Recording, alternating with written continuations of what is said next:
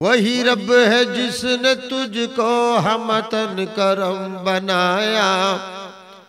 वही रब है जिसने तुझको हमतन करम बनाया। हमें भीख मांगने को तेरा यास्ता बताया। तुझे हम्द है खुदाया, तुझे हम्द है खुदाया, तुझे हम्द है खुदाया, तुझे हम्द है खुदाया। वो कुंवारी पाके मरियम वनफ़ख़्तु फ़ीहि कदम है अजब निशान आज़म मगर आमिना का जाया। तुझे एक ने एक बनाया, तुझे हम्द है खुदाया, तुझे हम्द है खुदाया, तुझे हम्द है खुदाया। कभी खंदा ज़ेर लब है, कभी गिरिया सारे शब है, कभी गम कभी तरब है, न सबब समझ में आया न उसी ने कुछ बताया। तुझे हम्द है खुदाया, तुझे हम्द है खुदाया, तुझे हम्द है खुदाया। तुम्हें हाकिमे बराया, तुम्हें कासिमे अतोया, तुम्हें शाफे खताया, तुम्हें दाफ़े बलाया। कोई तुम सा कौन आया, तुझे हम्द है खुदाया, तुझे हम्द है खुदाया, तुझे हम्द है खुदाया। वही रब है जिसने तुझको हमतन करम बनाया। वही रब है जिसने तुझको हमतन करम बनाया। हमें भीख मांगने को तेरा यास्ता बताया। तुझे हम्द है खुदाया, तुझे हम्द है खुदाया, तुझे हम्द है खुदाया, तुझे हम्द है खुदाया। अल्हम्दुलिल्लाह व शुक्रुलिल्लाह।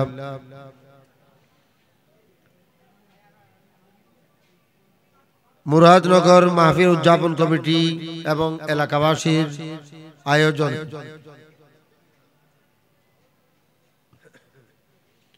हज़रत सैयदना अबू बकर सिद्दीक रज़ियल्लाहु अन्हु उर्स मुबारक,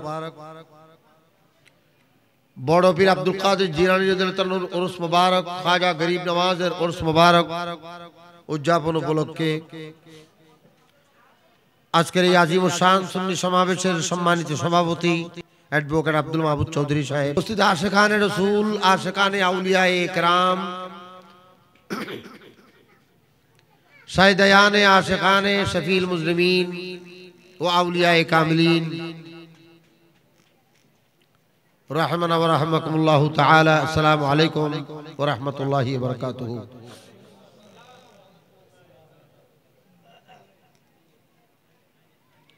आजकेर এই আজিম শান সুন্নি সমাবেশে যারা এতক্ষণ পর্যন্ত গুরুত্বপূর্ণ আলোচনা শুনে আসছেন, আমি সকলের প্রতি কৃতজ্ঞতা জানাচ্ছি। আল্লাহ পাকের দরবারে শুকরিয়া আদায় করছি আপনাদেরকে নিয়ে। আমি বিশ্বাস করি আপনাদের এই বসা, আমি বিশ্বাস করি আপনাদের এই অংশগ্রহণ ওই দিন কাজে লাগবে যেই দিন বাপ ছেলের জন্য, ছেলে বাবার জন্য, মা বাপ তার সন্তানের জন্য কাজে আসবে না। যে দিন সম্পর্কে আল্লাহ পাক বলেছেন, ইয়াউমা ইয়াফিরুল মারউ মিন আখিহি ওয়া উম্মিহি ওয়া আবিহি ওয়া সাহিবাতিহি ওয়া বানিহি লিকুল্লি ইমরিইম মিনহুম ইয়াউমাইযিন শা'নুন ইউগনিহি। ওই দিন কোরআন শরীফের বক্তব্য, কোরআন শরীফের কথা মানে আল্লাহর এই কথা, সন্দেহের কোনো সুযোগ নাই। সেদিন পালাতে থাকবে, ইয়াউমা ইয়াফিরুল মারউ মিন আখিহি, তার বাইয়ের থেকে বাই সরে যাবে, ওয়া উম্মিহি ওয়া আবিহি, মা বাপ থেকে দূরে সরে যাবে, ওয়া সাহিবাতিহি ওয়া বানিহি, তার স্ত্রী থেকে এবং তার সন্তান থেকে দূরে সরে যাবে। আমি সরাসরি কোরআন শরীফের তরজমা করতেছি আপনাদের সামনে। লিকুল্লি মিনহুম ইয়াউমাইদিন শা'নুন ইউগনিহি, সেদিন শুধুমাত্র নিজে বাঁচি কেমনে, নফসি নফসি নফসি নফসি ইয়া নফসি ইয়া নফসি, হাইরে বাঁচবো কেমনে, হাইরে বাঁচবো কেমনে। সেদিন বাঁচা, সেদিন বেঁচে যাওয়া অনেক বড় সফলতা। আমি বিশ্বাস করি আপনাদের আমাদের এই মাহফিল, আমি অত্যন্ত মনে প্রাণে বিশ্বাস করি, রক্তে মাংসে বিশ্বাস করি, আপাত মস্তকে বিশ্বাস করি, আমার জন্য, আমাদের জন্য, আপনাদের জন্য হাসরের দিন, সেদিন আমাদের নাজাতের উসিলা হবে। আল্লাহ পাক সেইভাবে সেই নিয়তে বসার তৌফিক দান করুন, আমিন। মোহতরম হাজরিন,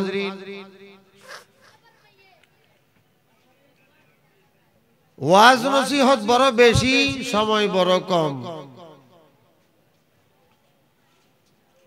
আমাদের সফরের রাস্তা বড় বেশি দূরে, কিন্তু খরচ বড় কম।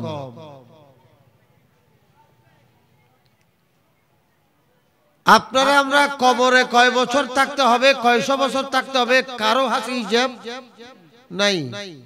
কিন্তু কবরে ভালো থাকার জন্য যেই কয়েকদিন সময় পাওয়া গেল, সময়টা বড় কম। কম না? আমার বয়স বর্তমানে 50, 51, 52 চলছে।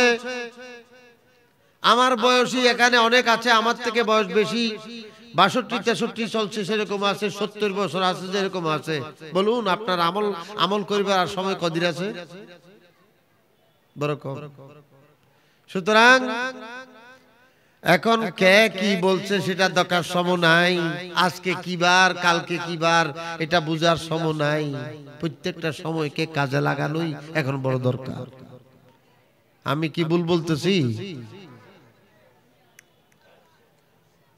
হযরত, মাহফিল এমন হতে হবে যে মাহফিলের 5 মিনিট বসেন, 10 মিনিট বসেন, 1 ঘন্টা বসেন, সেই সময়টা যাতে কাজে আসে। অন্তত সেই সময়টা হলেও নিজের আমল নামার মধ্যে নেক আমল হিসেবে হাসরের দিন কাজে আসে, যে সেরকম আমল হিসেবে আল্লাহ যাতে কবুল করেন সেইভাবে নিয়ত করে বসতে হবে। সবাই বলুন আলহামদুলিল্লাহ। আমি সবাইকে খালিস নিয়তে, এক মনে, এক ধ্যানে, এমন ভাবে দাঁড়ানোর, এমন ভাবে বসার আমি অনুরোধ করছি যে প্রত্যেকে মনে মনে ধরবেন আজকে আমার শেষ দিন আমার জীবনের, এবং প্রত্যেকে মনে মনে খেয়াল করবেন আজকে থেকে আমি আর কোনো আমল করার হয়তো সাহস নাও পেতে পারি, এটা আমার শেষ আমল, এটা আপনার আমার শেষ মাহফিল। এখানে যেই কয়েকটা কথা শুনবো, কাজের একেবারে গভীর মনোযোগ সহকারে শুনবো। যে কয়েকবার দরুদ শরীফ পড়বো, শেষবারের মতো পড়বো। যে কয়েকবার সুবহানাল্লাহ আলহামদুলিল্লাহ পড়বো, শেষবারের মতো পড়বো। আল্লাহ তৌফিক দান করুন। হযরত মুআজ ইবনে জবল আমাদের নবীর একজন সাহাবী। মুআজ ইবনে জবল 18 বছরে মুসলমান হয়েছে। আমার হুজুর, আপনাদের খতিব সাহেব আমাকে বিষয় দিয়েছেন যুব সমাজের ভূমিকা সমাজ গঠনে। হযরত মুআজ বিন জবল 18 বছর বয়স মুসলমান হয়ে গেছে। 18 বছর বয়সে ইসলামের পথে দাখিল হয়ে আর 18 বছর বেঁচেছেন। টোটাল 36 বছর বয়সে দুনিয়া থেকে চলেই গেছেন, এবং চলে যাওয়ার পরে 36 বছরের ভিতর মাত্র 18টা বছর সময় পেয়ে নিজের জীবনকে এমন ভাবে গঠন করেছেন যে শ্রেষ্ঠ শ্রেষ্ঠ শ্রেষ্ঠ শ্রেষ্ঠ সাহাবীদের মধ্যে একজন সাহাবী হয়ে গেছেন। বলুন সুবহানাল্লাহ। মুআজ ইবনে জবল, এগুলো আমাদের পূর্ববর্তী, আমাদের মুসলমান, আমাদের গর্ব, আমাদের নবী আমাদের গর্ব, আমাদের ইমাম আজম আমাদের গর্ব, সাহাবা একরাম আমাদের গর্ব, আহলে বাইত রাসূল আমাদের গর্ব। আমরা আমাদের ঘরের কথা আলোচনা করলেও আমাদের ওয়াজ হয়ে যায়, ঠিক কিনা? ঘরের মানুষের কথা, আমাদের কথা। আমরা দুনিয়াবি অন্য কারো কিচ্ছা কাহিনী আজগবি গল্প বানিয়ে কথা বলার দরকার নাই। আমরা আমাদের কথা বলবো, আমাদের বাপ দাদার কথা বলবো, আমাদের পূর্বপুরুষের কথা বলবো, গৌস পাক শাহ বাগদাদের কথা বলবো, সিদ্দিকে আকবরের কথা বলবো, ফারুকে আজমের কথা বলবো, উসমানে গনির কথা বলবো, হযরত মাওলা আলী শেরে খুদার কথা বলবো, হাসানাইন করিমাইনের কথা বলবো, আব্দুল মাসউদের কথা বলবো, সাদ বিন আবি ওয়াক্কাসের কথা বলবো, মুআজ বিন জবলের কথা বলবো, বাস আমাদের ওয়াজ হয়ে যাবে। সুবহানাল্লাহ।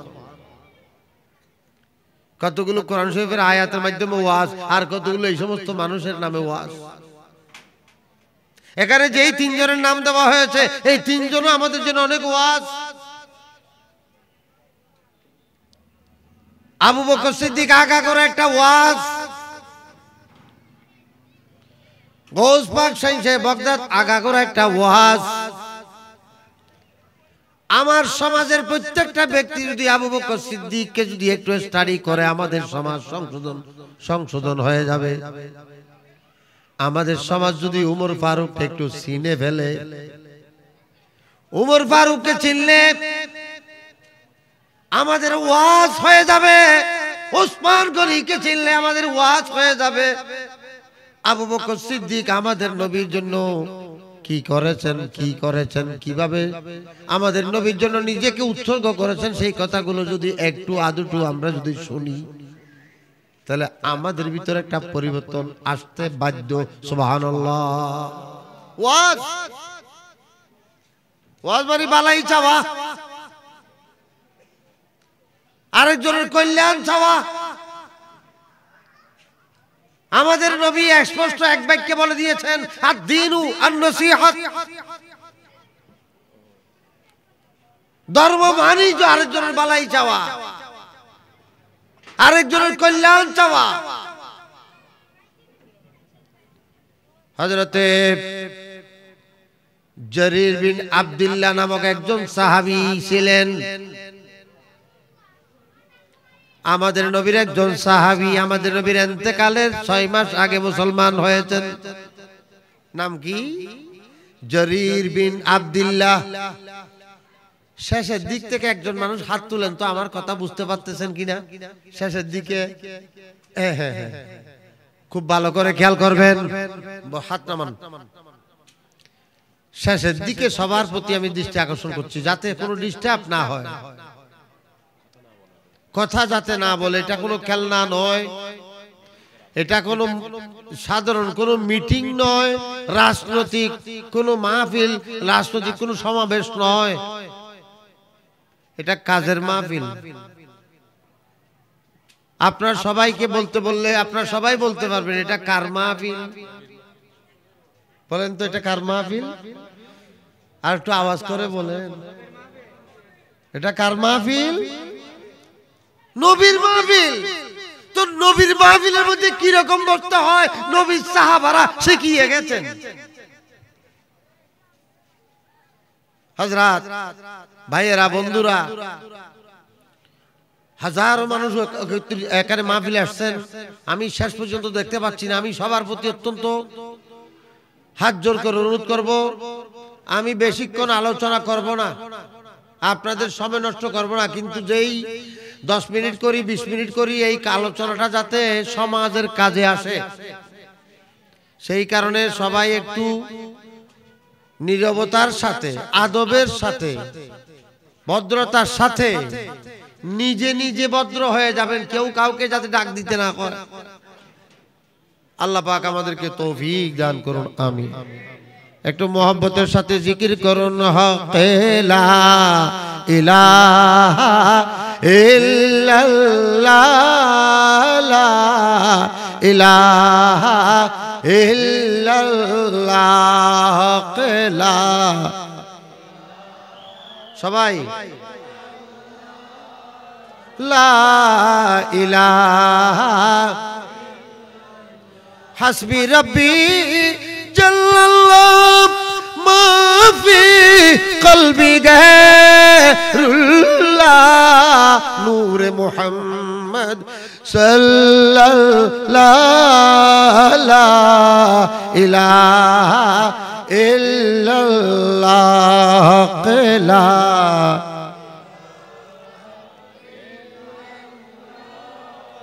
লা ইলাহা। হযরত মুআজ ইবনে জবল রাদিয়াল্লাহু তাআলা আনহু যেই ব্যক্তির কথা বললাম 18 হিজরিতে 18 বছর বয়সে প্রথম হিজরিতে তিনি মদিনা শরীফে এসে মুসলমান হয়েছেন আর 18 বছর বেঁচেছেন। সেই 36 বছর বয়সে 18 বছর তো কাফের অবস্থায় গেল, মাত্র 18 বছর সময় পেয়েছেন। নিজের জীবন কেমন ভাবে গঠন করেছেন যে আল্লাহর রাসূল ওই হযরত মুআজ বিন জবলকে ইয়েমেনের গভর্নর বানিয়ে পাঠাচ্ছেন। 18 বছর থেকে আমাদের নবী বেঁচে ছিলেন মাত্র আর 10 বছর, সুতরাং 18 থেকে 10 যোগ করলে কত হয়? 28 হয়। সে 28 বছরের আগে ওই ইয়েমেনের মধ্যে পাঠাচ্ছেন, তখন তাহার 8 হিজরি ছিল। 18 আর 8 24 হয়। সুতরাং এই 24 বছর বয়সে হযরতে মুআজ বিন জবল রাদিয়াল্লাহু তাআলা আনহুকে আমাদের নবী ইয়েমেনের গভর্নর বানিয়ে পাঠাচ্ছেন। জিজ্ঞাসা করছেন, হে মুআজ কাইফা তাকদি, হে মুআজ তুমি বিচার আচার কেমনে করবে? সুবহানাল্লাহ বলেন।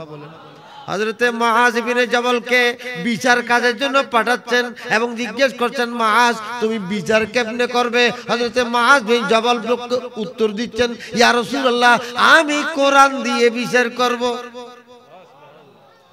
ও মুআজ, কোন একটা বিচার আসছে যেই সিদ্ধান্তটা কোরআনে পাওয়া যাচ্ছে না, তখন তুমি কিভাবে বিচার করবা? তখন হযরতে মুআজ বিন জবল উত্তর দিলেন, কোরআনের মধ্যে যদি আমি না পাই আমি হাদিস দিয়ে বিচার করব।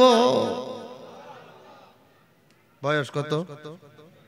18 থেকে 8 বছর, আর মাত্র 24 বছর 23 বছর বয়স। ওইলি আমাদের চট্টগ্রাম ভাষায় বলা আছে কি, ওইলি 9 বছরে আর নুয়লি।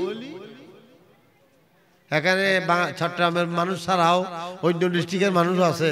অর্থাৎ এই কথাটার বাংলা হচ্ছে, কোন ব্যক্তি জাতি হলে, কোন ব্যক্তি হওয়ার হলে, ভালো হলে 9 বছরও হয়ে যায়, আর না হইলে 90 বছরও হয় নাই। ওদিকে দেখেন না, 90 বছরও সে তেতু নিয়ে চেষ্টা করতেছে। হযরত আমার সময় আমি নষ্ট যাতে না করি খুব চেষ্টা করছি। আমি কিন্তু মূল আলোচনায় এখনো ঢুকতে পারিনি, কিন্তু যা কথা বলবো সবার জন্য বলবো।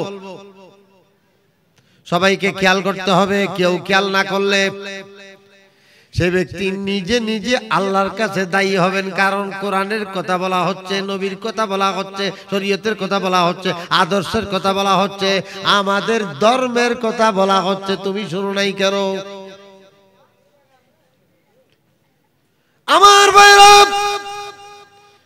হযরত মুআজ বিন জবলকে আমাদের নবী উত্তর দিচ্ছেন, এ মুআজ তোমাকে তো আমি কাজী বানাইয়া পাঠাচ্ছি, তোমাকে এবং আবু মুসা আশআরীকে আমি কাজী বানাইয়া পাঠাইছি। তোমার আগে আবু মুসাকে পাঠাইছি, এখন তোমাকে পাঠাচ্ছি। এখন তুমি কাইফা তাকদি, তুমি কিভাবে বিচার করবে? তখন উত্তর দিলেন, আমি কোরআন শরীফ দিয়ে বিচার করব, কোরআন শরীফ থেকে স্টাডি করব। মুআজ বিন জবল কোরআন শরীফ পড়তেছে মাত্র 5-6 বছর হচ্ছে, কোরআন শরীফ এখনো পুরো মুখস্থ করে নাই। কিন্তু হযরত মুআজ বিন জবল ইসলাম গ্রহণ করার পরে কোরআন শরীফ পড়তে এই 6-7 বছরে কোরআন শরীফে কি কি মাসালা আছে গোটা কোরআন শরীফ মুখস্থ করে ফেলেছেন। সুবহানাল্লাহ। আমাদের যুবকরা কোরআন শরীফ মুখস্থ করছো? আমাদের যুবকরা রবি ঠাকুরের কবিতা মুখস্থ করে, আমাদের যুবকরা মধুসূদন দত্তের জীবনী মুখস্থ করে, আমাদের যুবকরা কোরআন শরীফ মুখস্থ করতে পারে না, অথচ আল্লাহর কাছ থেকে দয়া চায়। ও আল্লাহ দয়া করো, দয়া করো। ও আল্লাহ বিমার হইছি, অসুখ হইছি, সেবা দাও, সেবা দাও। ও আল্লাহ খাইতে পারতেছি না, খানা দাও, খানা দাও। ও আল্লাহ আরাম পাচ্ছি না, আরাম দাও, আরাম দাও। সব কিছু দাও, শুধু দাও, শুধু দাও, লেনদেন নেই। আপনি আল্লাহরে কি দিছেন? হুজুর আমি আল্লাহরে কি দেব? কেন? আল্লাহকে তো কিছু দেওয়ার জন্য আল্লাহ বলেছেন। হযরত ইব্রাহিম আলাইহিস সালামের কথা আপনারা শুনেছেন, ঠিক না?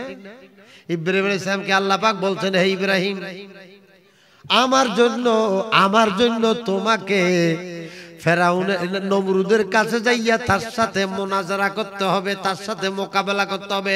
বয়স হচ্ছে 13 মাস। কয় মাস?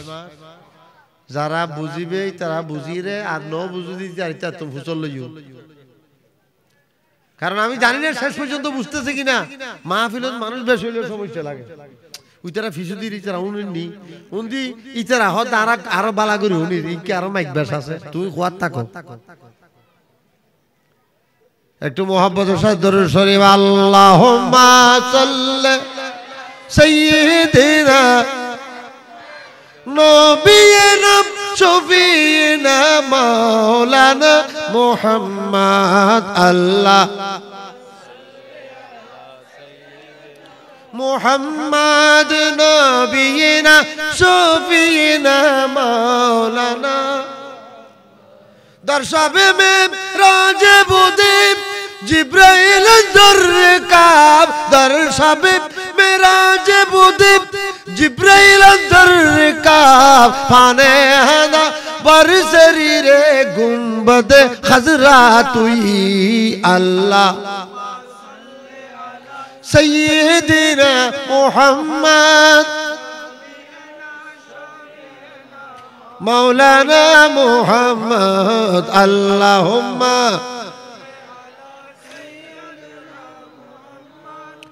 নবিয়িনা শফিয়িনা।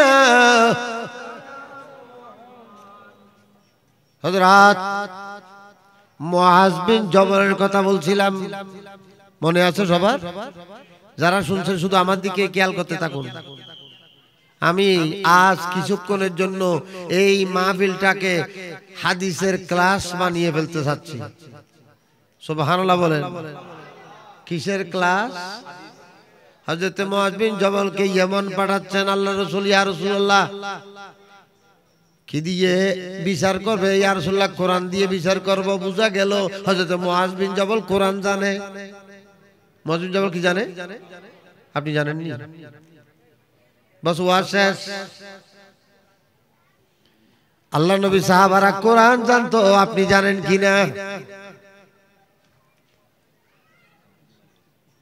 আল্লাহ নবী বলছেন, এই মুআজ, এমন একটা সমস্যা আসলো যে এই সমস্যাটার সমাধান কোরআন শরীফে পাচ্ছ না, তখন কি করবে? তখন হযরত মুআজ বিন জবল বলছেন, আমি হাদিস দিয়ে সমাধান করব। কি দিয়ে সমাধান করব? তাহলে হাদিসের আটটুকু কথার মধ্যে আপনারা বুঝে গেলেন, কোন সমস্যা কোরআনের মধ্যে পাওয়া যায় না, হাদিসের দিকে যাইতে হয়। অথচ কোরআনের মধ্যে বলা আছে তিবিয়ানাল লিকুল্লি শাই। কোরআন শরীফ হচ্ছে সব সমস্যার সমাধান। কিন্তু আল্লাহর নবী বলছেন, তুমি কোন সমাধান কোরআনে না পেলে কোথা থেকে বাইর করবা? বলে হাদিস থেকে বাইর করবা।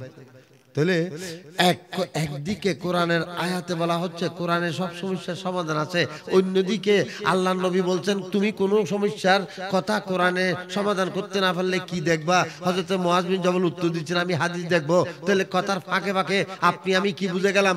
বুঝে গেলাম কোরআন শরীফের সব সমস্যার সমাধান আছে, এটাও যেমন ঠিক, বাদ বাকি মাঝে মাঝে ব্যক্তির যোগ্যতার কারণে কোরআন শরীফ থেকে সব মাসালা সে উদ্ধার করতে পারবে না, হাদিসের মুহতাজ হতে হবে। হাদিসের শুধু কোরআন কোরআন করলে চলবে না, হাদিসও লাগবে। আমি আপনাদের দৃষ্টি আকর্ষণ করছি ভালো করে।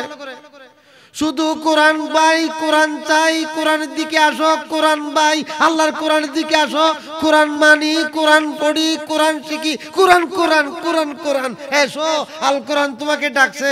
স্লোগান লেখে না দেবাইলে দেবাইলে, খন পাঠিয়ে লেখে নাম নদুজু, দরকার নেই। ফাটি একটা রোডে রোডে ঘুরে, সেই ব্যক্তি ফতের মধ্যে লেখে আল্লাহ মোদের প্রভু, কোরআন মোদের সংবিধান। অর্থাৎ কোরআন ছাড়া অন্য কিছু, কোরআন ছাড়া অন্য কিছু মানি না। ও ভাই বোন গো, কোরআন ছাড়া অন্য কিছু এর স্লোগান ফাটি গাছ না, ভুল ভুল ভুল ভুল করতেছে। আল কোরআনের আরো ঘরে ঘরে জালো, হাদিসের দরকার নাই বলতেছে। এরা হচ্ছে আলে কোরআন ফাটি। কি ফাটি?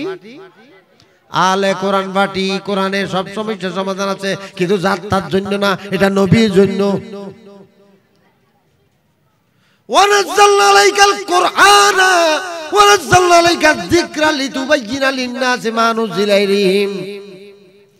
আল্লাহ পাক কোরআন শরীফের সাথে ফরমাচ্ছেন, হে আমার হাবিব, আমি আপনার কাছে কোরআন শরীফ নাযিল করছি, আপনার জন্য নাযিল করছি।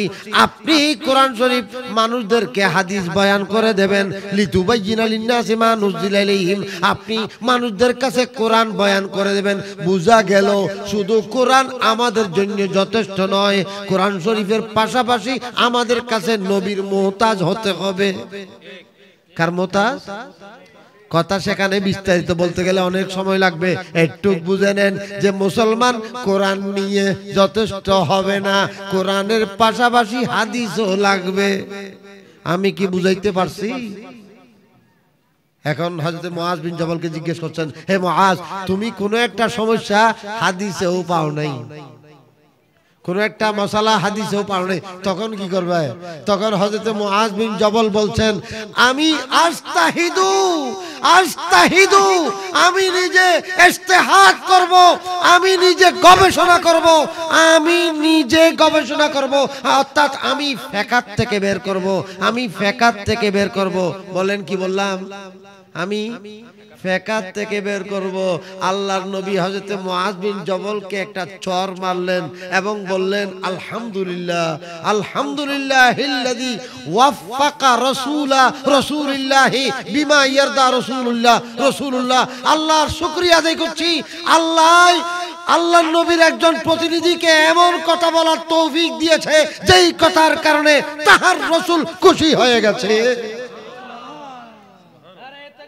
আল্লাহু আকবার, ইয়া রাসূলুল্লাহ, ইয়া গাউসুল আজম, জিন্দাবাদ। হযরত মুআজ বিন জবল সেখানে গেলেন। তাহলে আপনারা সংক্ষেপে এই কথার ভিতর বুঝে গেলেন, আমাদের জন্য আখিরাতের নাজাতের জন্য, আমাদের সমস্যার সমাধানের জন্য আমাদের কাছে কোরআনও লাগবে, হাদিসও লাগবে, সাহাবায়ে কেরামের ফিকহও লাগবে। অর্থাৎ আমাদের কাছে কোরআন হাদিস ফিকহও লাগবে। ফিকহ মানে দুনিয়ার মধ্যে সবচেয়ে বেশি ফিকহ হাসিল করেছেন হযরত ইমাম আজম আবু হানিফা। এই মাসে তাহার ইন্তেকাল, 1 তারিখে অথবা 3 তারিখে তাহার শাহাদত হয়েছে। এই ইমামে আজম আবু হানিফা কেউ আমাদের লাগবে। আবু হানিফা ছাড়া ইসলাম হয় না, আবু হানিফা ছাড়া মুসলমান হওয়া যায় না, আবু হানিফা ছাড়া ধর্মকর্ম করা যায় না। বড় করে বলুন সুবহানাল্লাহ। ইমাম আজম আবু হানিফাকে জিজ্ঞেস করেছেন এক ব্যক্তি, হুজুর হুজুর আমার বউ সিঁড়ি দিয়ে সালে উঠতেছিল, আমার হঠাৎ রাগ উঠছে, 2 সিঁড়ি 3 সিঁড়ি উঠছে। এখন আমি আমার স্ত্রীকে বললাম যে এই নিচের দিকে নামিলেও 1 তালাক, উপর দিকে উঠলেও 3 তালাক, সেখানে থাকি গেলেও 3 তালাক, আবার লাভ পাইলেও 3 তালাক। হুজুর এখন কি হইব? এখন হয়তো হয়ে ফেলা। তখন আপনারা বলেন তো এটা কোথায় কোরআন শরীফে এই মশলার সমাধান আছে? নাই নাই, কোরআনেও নাই, হাদিসেও নাই। কারণ এই ধরনের ঘটনা কোরআন যখন নাজিল হচ্ছে তখন ঘটে নাই, হাদিস যখন আল্লাহর নবী দুনিয়ার মধ্যে জাহেরি হায়াতে ছিলেন তখনও ছিল না। এর সমাধান কিভাবে করবে? আমাদের মধ্যে আলা হাদিস কতগুলো আছে না, এমন করে হাত বাঁধতেছে, হাদিস ছাড়া কিছু মানে না। ইমাম আজমের নাম শুনলেই গরম হয়ে যায়, একেবারে তার মধ্যে নুনে কাটা গায়ে নুন পড়ছে মতো এরকম স্যাঁত করে উঠে। এখন সেই সমস্ত ব্যক্তিরা এই মশলার সমাধান দিক। ইমামে আজম हमारा आका हमारा मौला इमाम आजम अबू हनीफा हमारा मलजा हमारा मावा इमाम आजम अबू हनीफा जो तेरे तकलीद शरीक होते मुहद्दिसिन सारी होते मुशरिक बुखारी मुस्लिम और इब्ने माजा बुखारी मुस्लिम और इब्ने माजा इमाम आजम अबू हनीफा सलातुनिया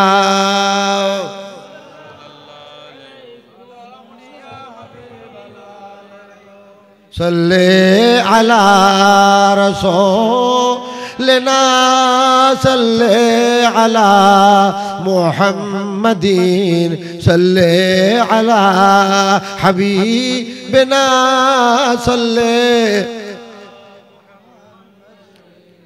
सल्ले अला हबीब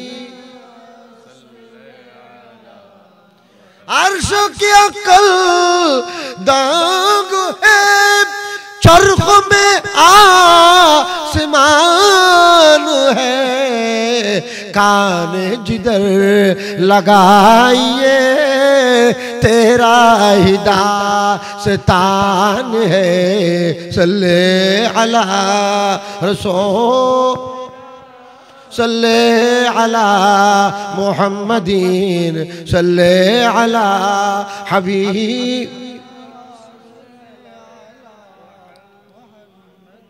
हजरत मुआज इब्ने जबल उन्हीं बोलছেন আমি নিজের ফিকহ অনুসারে নিজের ফতোয়া অনুসারে আমি সিদ্ধান্ত দেব নিজের জ্ঞান অনুসারে সিদ্ধান্ত দেব আল্লাহর নবী এত বেশি খুশি হলেন আল্লাহর শুকরিয়া আদায় করলেন আল্লাহর নবীর সেই শব্দগুলো আপনারা শুনছেন নবীর হাদিস শোনাটাও ইবাদত আল্লাহর নবী তখন কি বলছেন জানেন যে আল্লাহর নবী বলছেন আলহামদুলিল্লাহিল্লাযী ওয়াফাকা রাসূলিল্লাহি বিমা ইয়ারদা বিহি রাসূলুল্লাহ আল্লাহ পাকের শুকরিয়া আল্লাহ তাহার রাসূলের একজন প্রতিনিধিকে এমন কথা বলার তৌফিক দিয়েছেন যেই কথার মাধ্যমে তাহার রাসূল খুশি হয়ে গেল অর্থাৎ এই কথাতে আল্লাহর রাসূল খুশি হয়েছে আমি আপনাদেরকে কি বুঝাতে যাচ্ছি হযরত মুআজ বিন জাবাল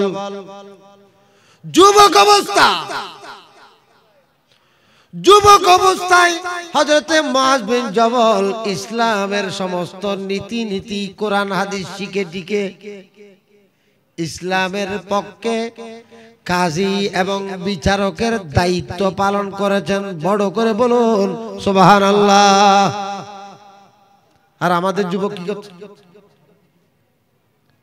হযরতে মুআজ বিন জাবাল ইসলামের দায়িত্ব পালন করেছেন ধর্মের দায়িত্ব পালন করেছেন কাজীগিরি করেছেন কোরআন শরীফ শিখে বিচারকের দায়িত্ব পালন করেছেন আল্লাহর নবীর আগাগোড়া হাদিসকে নিজের সিনার মধ্যে জায়গা দিয়ে ইসলামের পক্ষে কাজীর দায়িত্ব বিচারকের দায়িত্ব পালন করেছেন আর আমাদের যুবক কি করছে হযরত ইব্রাহিম আলাইহিস সালামের 13 বছর বয়স কত বছর বয়স 13 বছর মানে 13 বছর নয় আসলে 13 মাস আপনারা জানেন অনেকে হয়তো নাও জানতে পারেন যে ইব্রাহিম আলাইহিস সালাম 1 মাসে 1 বছরের সমান বড় হয়ে গেছে 2 মাসে 2 বছরের সমান 3 মাসে 3 বছরের সমান 13 মাসে কত বড় হয়ে গেছে 13 বছরের সমান হয়ে গেছে আল্লাহ বাড়াইছে ইব্রাহিম আলাইহিস সালাম 180 বছর বা 185 বছর বেঁচে ছিলেন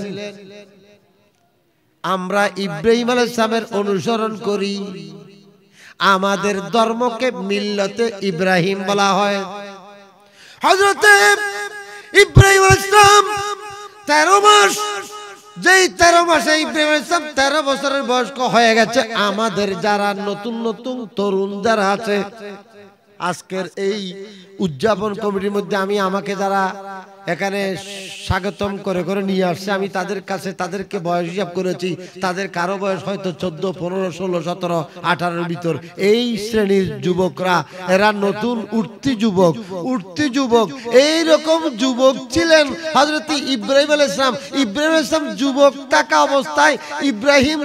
থাকা অবস্থায় তাহার মাকে জিজ্ঞেস করেন আম্মা আমার খোদাকে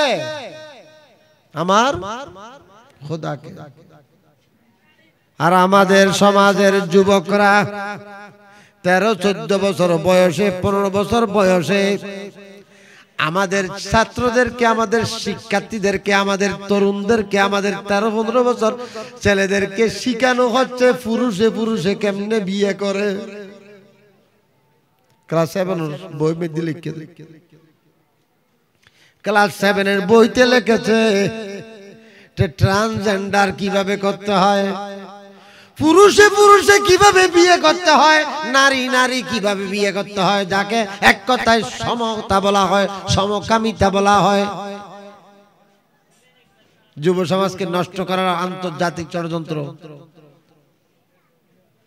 ক্লাস 6 বইয়ের মধ্যে ইসলাম শিক্ষা বই, ক্লাস 6 মধ্যে হারমোনিয়াম ছবি দেওয়া হয়েছে, হারমোনি, বাঁশি, ঢোল, বলেন আলুবাজি, বেঙ্গর ফালানি, আমাদের শিখানো হচ্ছে। অর্থাৎ আমাদের সমাজকে উশৃঙ্খল করার জন্য, সমাজকে নষ্ট করার জন্য বড় ষড়যন্ত্র শুরু হয়ে গেছে। সুতরাং ধর্মকর্ম যদি আপনি না শুনেন, আমাদেরকে মাহফিল করতে যদি সহযোগিতা না করেন, এই মুরাদনগর মাহফিল উদযাপন কমিটিকে যদি আপনারা সহযোগিতা না করেন, ভবিষ্যতে দিনকে দিনও বলা যাবে না,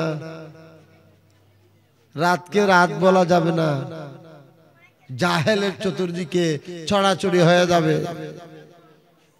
হযরত কথা লম্বা, আমি মুখতসর কথা বলতে চাচ্ছি। যুব সমাজের মাধ্যমে সমাজ কিভাবে গঠন হবে এবং সঠিক সমাজ গঠনে যুব সমাজের কি ভূমিকা, সেই প্রসঙ্গে আমি মাথায় রেখে হযরত ইব্রাহিম আলাইহিস সালামের কথা বলছিলাম। ইব্রাহিম আলাইহিস সালাম 13 বছর বয়সে আল্লাহ তাহার আম্মাকে জিজ্ঞেস করেছেন, আম্মা আমার রব কে? আমার রব প্রতিপালক কে? আমাদের শিশুরা, আমাদের শিশুদের মধ্যে এই 10-12 বছর 15 বছর বয়সে আমাদের ছেলেরা কিসের তালাশ করে? ইব্রাহিম আলাইহিস সালাম কি তালাশ করছেন? হযরত ইব্রাহিম আলাইহিস সালাম বলছেন, ইয়া আম্মা জান আমার রব কে? বলে যে তোমার রব হইলাম আমি। আচ্ছা আমার রব তুমি? তো আম্মা তোমার রব কে? আপনার রব কে?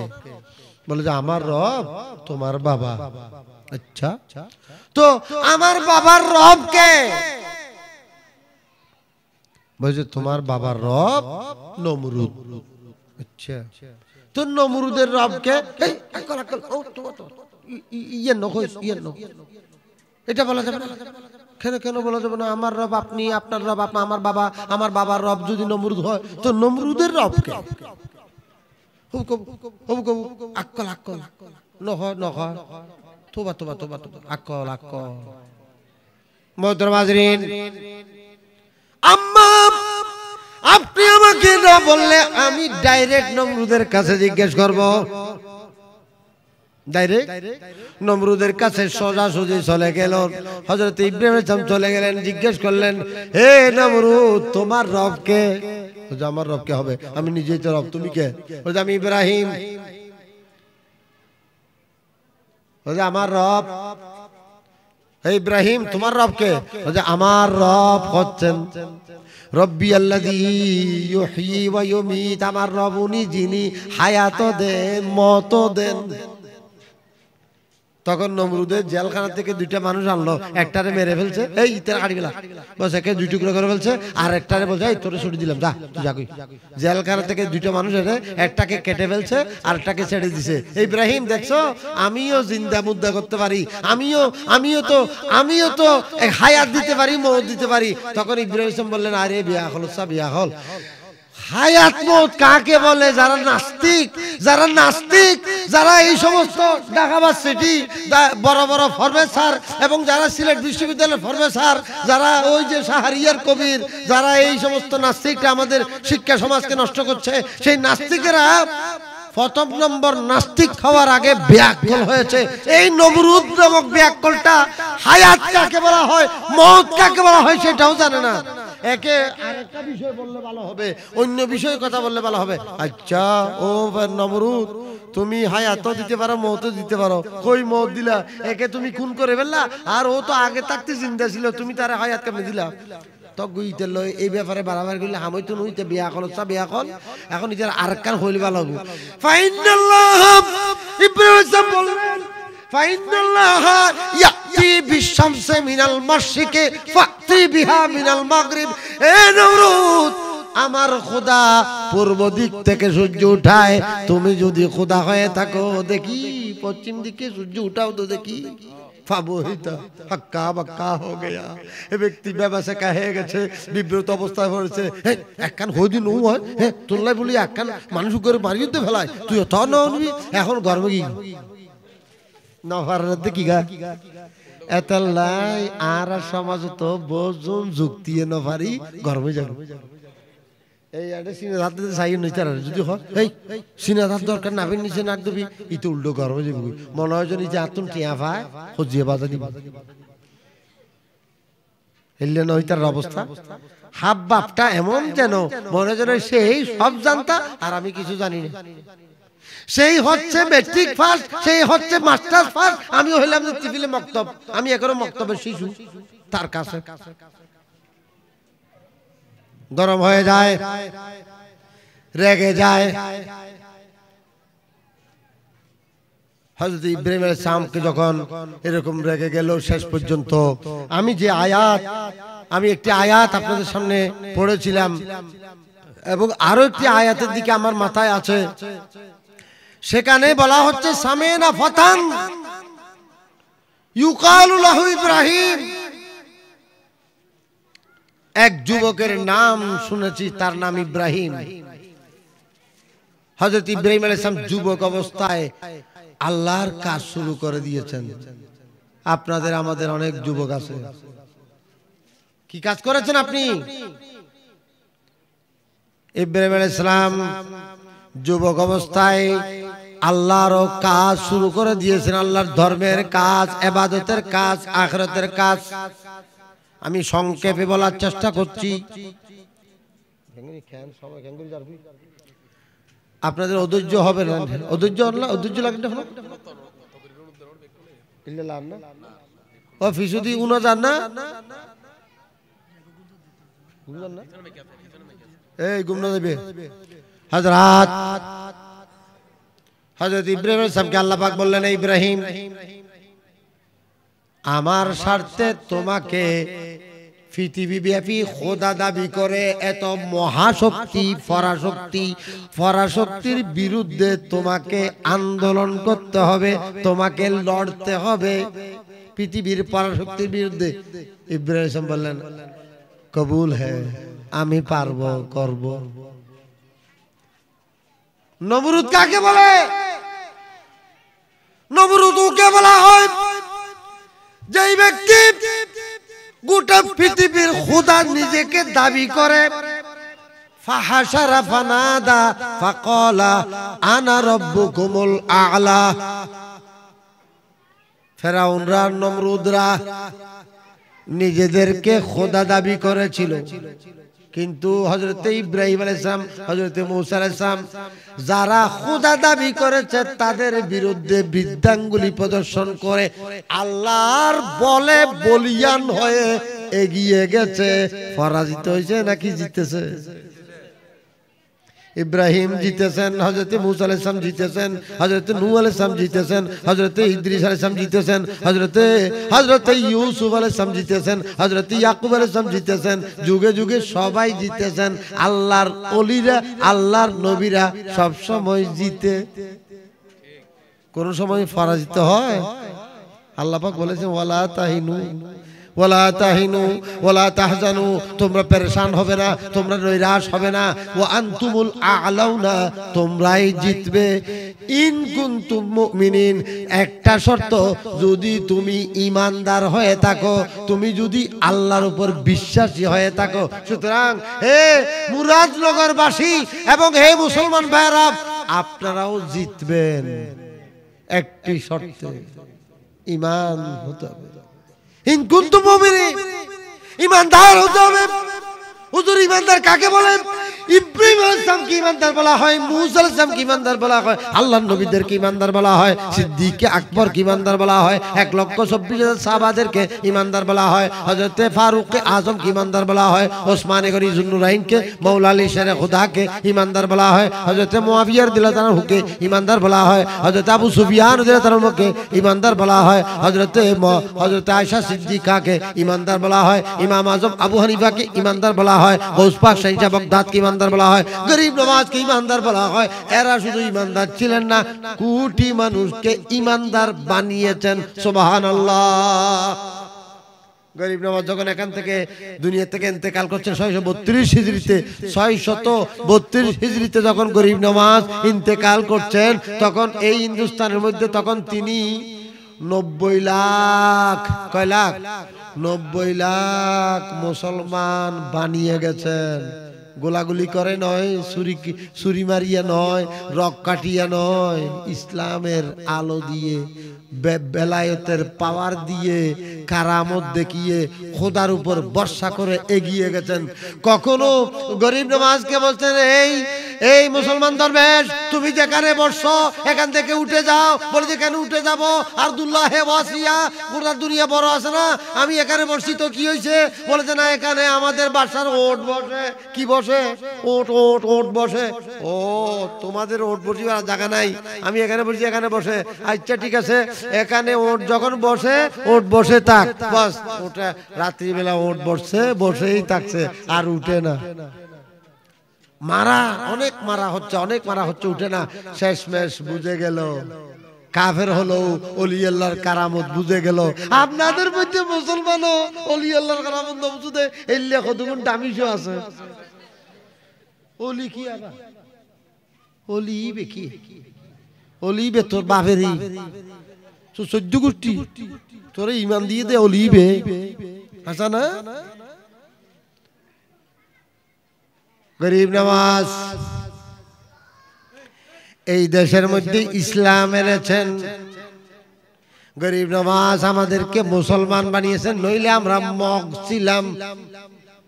আমাদের পূর্বপুরুষ হয়তো হিন্দু ছিল, অথবা মগ ছিল, বিধর্মী ছিল।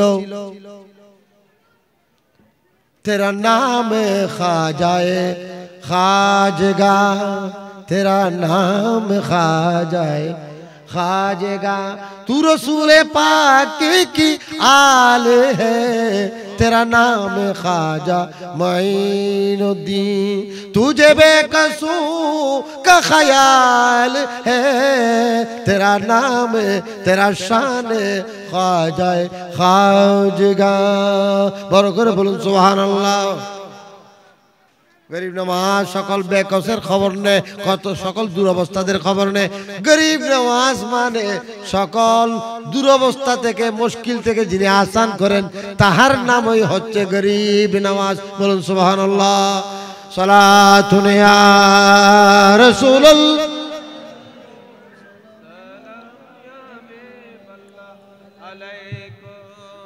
इन्नना फी बहरे गम्मिन मुग़रक़ून,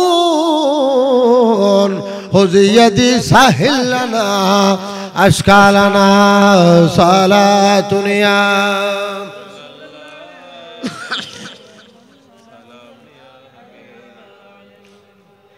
गौस पाक शहींशे बगदाद,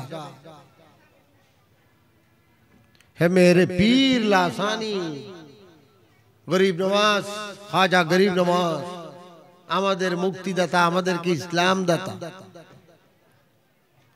खुदा की फजल से हम पर है साया, गौस आज़म का हमें दोनों जहां में है सहारा, गौस आज़म का। फर्श तुम रोकते हो तुम मुझे जन्नत में जाने से, ये देखो हाथ में दामन है किसका, गौस आज़म का। खुदा की फजल से हम पर है साया गौसे आजम का बोलूं सुभान अल्लाह उन्हीं गौसे पाक हजरात আমি খুব চেষ্টা করছি মুখতসর করে কথা শেষ করার জন্য আপনাদের ধৈর্য যদি যাতে না ঘটে আগামী কাল শুক্রবার আজকে জুমা শাবান মাসের প্রথম জুমা বড় বরকতের দিন বরকতের রাত যে বুঝিতে লেরি ন বুঝিতে শুক্রবার কি শনিবার যে নামাজি ইতে একটা বাজিবের হিসাব লাখন পরে ফজর সূর্য হতে উঠে হিসাব লাখন পরে যে নামাজই না পরে ইতে তো হতে সূর্য উঠে কি আল্লাহ পড়ে না জোর টাইম হতে আসর টাইম হতে বেনামাজি তো কোনো হিসাব লাখন পড়ে না ইতে বাতর টাইম হত রিয়েল মোহতরম হাজরিন খোদার গজবের কথা মনে রাখতে হবে আমি দৃষ্টি আকর্ষণ করছিলাম হযরত ইব্রাহিম আলাইহিস সালামকে আল্লাহ পাক বললেন ইব্রাহিম আমার জন্য তোমাকে রাষ্ট্রীয় শক্তির বিরুদ্ধে তোমাকে প্রতিবাদ করতে হবে নমরুদের বিরুদ্ধে প্রতিবাদ করতে হবে ইব্রাহিম বললেন আমি রাজি আছি তোমাকে আমার স্বার্থে দেশ থেকে তোমাকে বের করে দেওয়া হবে তোমাকে মেনে নিতে হবে মুঝে কবুল হ্যায় আমি রাজি ইব্রাহিম তুমি বিয়ে করবে ঠিক আছে কিন্তু 99 বছর বয়স হওয়ার পরেও আমি তোমাকে সন্তান দেব না বছর বয়স বিয়ে করেছেন তখন এই 17-18 বছর বয়সে বিয়ে করেছেন 18-20 বছর বয়সে বিয়ে করেছেন এই 20 বছর বয়স থেকে বাচ্চা না হতে 99 বছর বয়স ওনার বাচ্চা হয়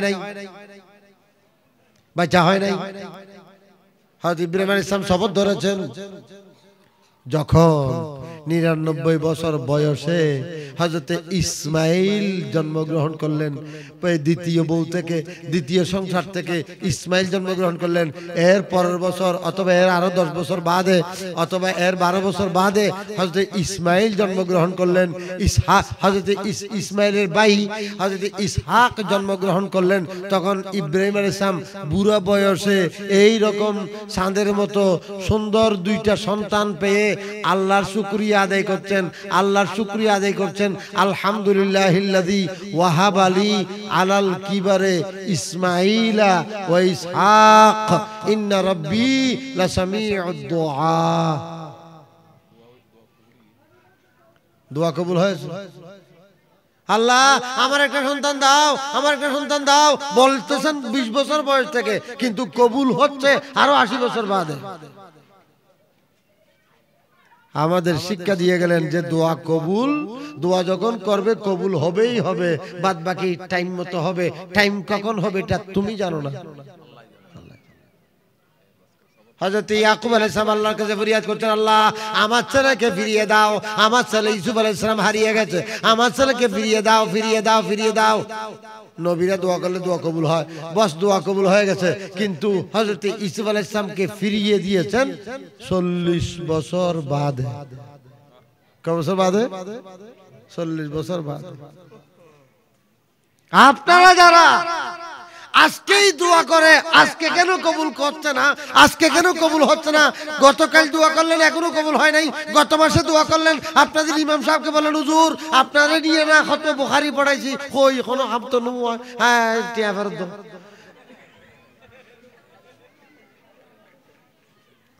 অথচ আল্লাহর নবীরা দোয়া করেছেন 40 বছর বাদে দোয়া কবুল হচ্ছে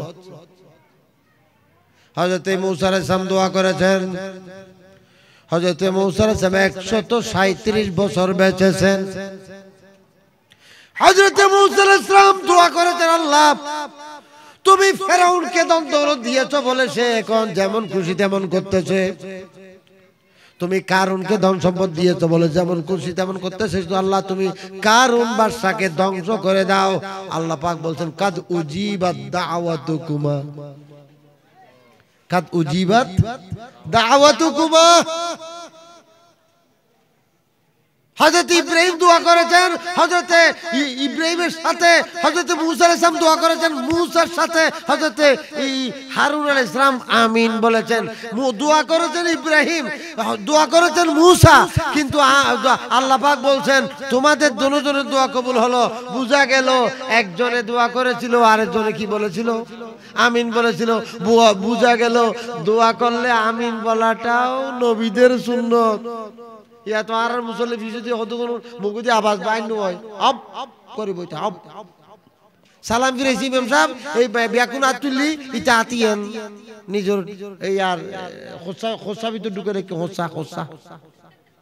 খোসা চিনো না? খোসা ঢুকে রেখি এবং ব্যাকুন মুনাজাত করে দিতে কে সারো উদো তসবি বরাদ দে কিনলে ইতেরা হনে ট্যাবলেট হাই বুঝে দিয়ে দে সম্মিলিত মুনাজাত করন যাইতো সম্মিলিত ভাবে কি করন যাইতো মুনাজাত করন যাইতো বেদাত একসাথে মুনাজাত করলে বেদাত। আপনি বলুন রব্বানা মানি, কোরআন শরীফে রব্বানা আছে না? অনেক রব্বানা না? রব্বানা মা খলাকতা হাদা বাতিলান সুবহানাক ربنا إنك من تدخل النار فقد أخزيته وما للظالمين من أنصار ربنا آتنا ما وعدتنا على رسلك ولا تخزنا يوم القيامة إنك لا تخلف الميعاد سبحان الله। কোরআন শরীফে সব রব্বানা আছে। তো রব্বানা মানে হে আমাদের রব, হে তো এখানে তো সম্মিলিত হয়ে গেছে, কিন্তু এই বেকুফুর বুঝাইতে পারি না হয়তো না সম্মিলিত মুনাজাত যাই যাই। আরে কোরআন শরীফ তো সব মুনাজাত রব্বানা। হযরত আদম আলাইহিস সালাম দোয়া করতেছেন রব্বানা রব্বানা যালামনা আনফুসানা ওয়া ইল্লাম তাগফির লানা, সম্মিলিত আমাদের নবী অনেক দোয়া করেছেন, সবকিছু আমাদের নবী দোয়া করেছেন। আচ্ছা বলেন তো আমাদের নবী কোনোদিন একলা থাকতে পারেছেন? আমাদের নবী 63 বছর জীবনের মধ্যে কোনোদিন একলা থাকছেন রেকর্ড আছে? একলা থাকতে না পেরে আমাদের নবী ওই গারে হেরা চলে গেছেন উপরে 4000-5000 ফুট উপরে একটা গারে হেরা আছে না, হেরা পর্বত, সেখানে চলে গেছেন। জনসমাবেশের মধ্যে সবসময় মানুষজন থাকে, যেই কারণে আমাদের নবী একা সুম্মা হুব্বিবা ইলাইহিল খালা, আমাদের নবীর কাছে একা থাকতে বড় পছন্দ হচ্ছে, একাকী থাকতে চাচ্ছে। এই জন্য ইলা হেরা, আমাদের নবী হেরার মধ্যে চলে গেলেন।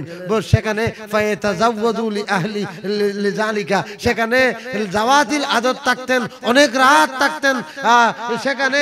হুয়া ইয়াতাহান্নাসু ফীহি, সেখানে ইবাদত করতেন, একলা ইবাদত করতেন। সুতরাং আমাদের নবী একাকী থাকার ইতিহাস ওই পাহাড়ের উপর যখন সমতলের মধ্যে থাকতেন, আমাদের নবী সব সময় ফি মালাইম মিনা সাহাবিহি, সাহাবাদের সাথে থাকতেন। বাইনামা নাহনু ইনদা রাসূলিল্লাহ, আমাদের নবী আমরা রাসূল পাক সাল্লাল্লাহু আলাইহি ওয়াসাল্লামের সাথেই থাকতাম। আমাদের নবী একাকী ভাবে তাহাজ্জুদ পড়তেছেন, প্রত্যেকদিন একাকী তাহাজ্জুদ পড়তেন। হযরত আব্দুল্লাহ ইবনে আব্বাস রাদিয়াল্লাহু তাআলা বললেন, আমি আমাদের নবী তাহাজ্জুদ কয় রাকাত পড়ে এটা একটু গণিবার জন্য আমি একটা কৌশল অ্যাপ্লাই করেছি। হযরত আব্দুল্লাহ ইবনে আব্বাস নিজের একটা খালাম্মা, আব্দুল্লাহ ইবনে আব্বাস রাদিয়াল্লাহু তাআলা মাইমুনা হচ্ছেন আমাদের নবীর স্ত্রী। মাইমুনা আব্দুল্লাহ ইবনে আব্বাসের খালাম্মা, অর্থাৎ মাইমুনার বোন যেটা আছে এটা আব্দুল্লাহ ইবনে আব্বাসের মা। সুতরাং তার মা বোনের খালার সূত্র ধরে আমাদের নবীর ঘরের মধ্যে আব্দুল্লাহ ইবনে আব্বাস রাত যাপন করেছেন। এবং আল্লাহর নবী ইলমে গায়েব দ্বারা বুঝে গেলেন, আমাদের নবী বুঝে গেলেন যে আব্দুল্লাহ ইবনে আব্বাস রাদিয়াল্লাহু তাআলা কেন থাকতে চাচ্ছে। আমাদের নবী অনুমতি দিলেন। অনুমতি দেওয়ার পরে আব্দুল্লাহ ইবনে আব্বাস রাত্রিবেলা আমাদের নবী কিভাবে উযু করছেন সবগুলো আব্দুল্লাহ আব্বাস দেখে পেলেন। বুঝা গেল আমাদের নবী একা থাকতেন না, থাকতে দিতেন না। বলুন সুবহানাল্লাহ।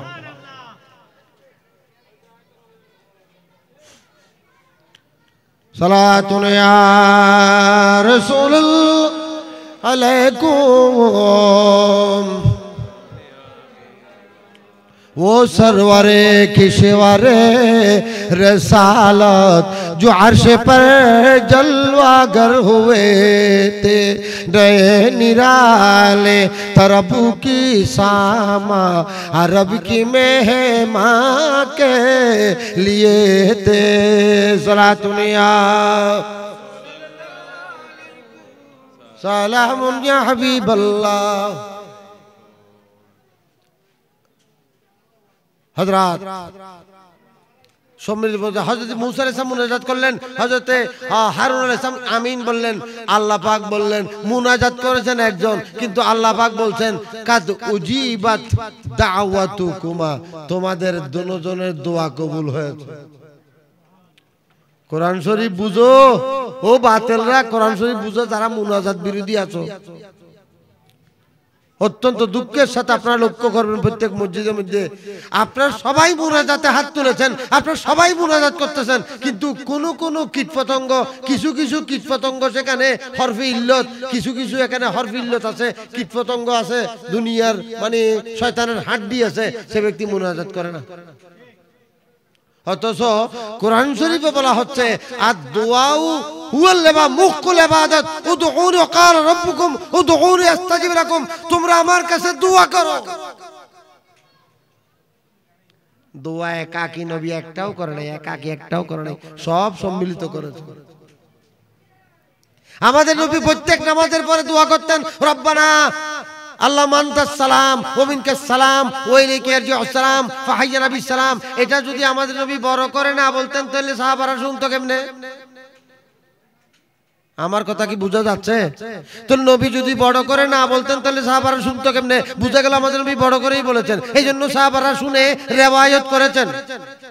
নবীর কথা সাহাবা থেকে আমরা পেয়েছি, আনতা সালাম মিনকাস সালাম, এটা সাহাবারা রিওয়ায়াত করেছেন, আমরা পেয়েছি। তো সাহাবা, ও সাহাবা আপনি শুনলেন কেমনে? বলতে নবী বলেছেন, কোন সময় বলেছেন? যখনই সালাম ফিরাইছেন তখনই বলেছেন। বুঝা গেল আমাদের নবী সালাম ফিরাইলে মুনাজাত করে।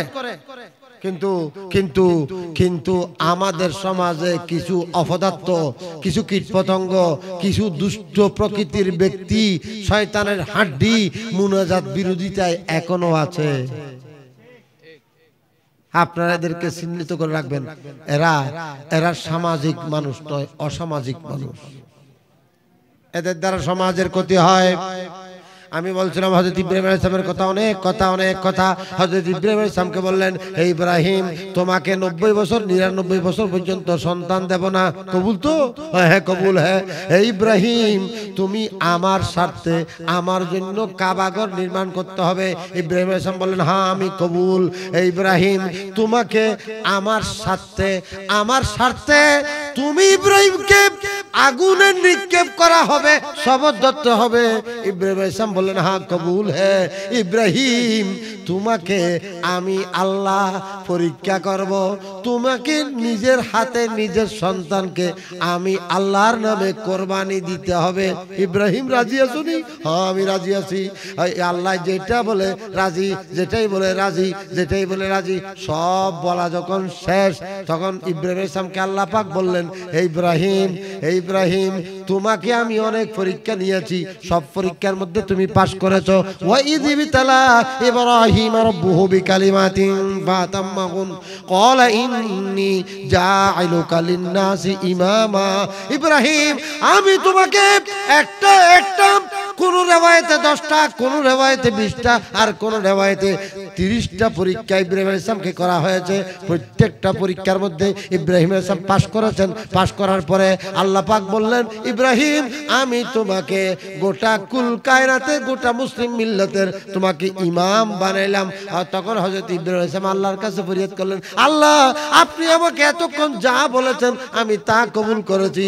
আপনি বলেছেন দেশ ত্যাগ করতে হবে, আমি গ্রহণ করেছি। আপনি বলেছেন আগুনে ঝাঁপ দিতে হবে, আমি কবুল করেছি। আপনি বলেছেন 90-99 বছর পর্যন্ত আপনি আমাকে সন্তান দেবেন না, শপথ ধরতে হবে, আমি শপথ ধরেছি। আপনি আমার সন্তানকে কোরবানি করতে বলেছেন, আমি করেছি। আপনি কাবা শরীফ নির্মাণ করতে বলেছেন, আমি করেছি। ইয়া আল্লাহ এখন আমার কিছু বলার আছে, বলো বলো বলো কি বলো? ইব্রাহিম আল্লাহকে বললেন, আল্লাহ তুমি আমাকে মুসলমান হিসেবে কবুল করো। আল্লাহ পাক বলেন কবুল হ্যাঁ।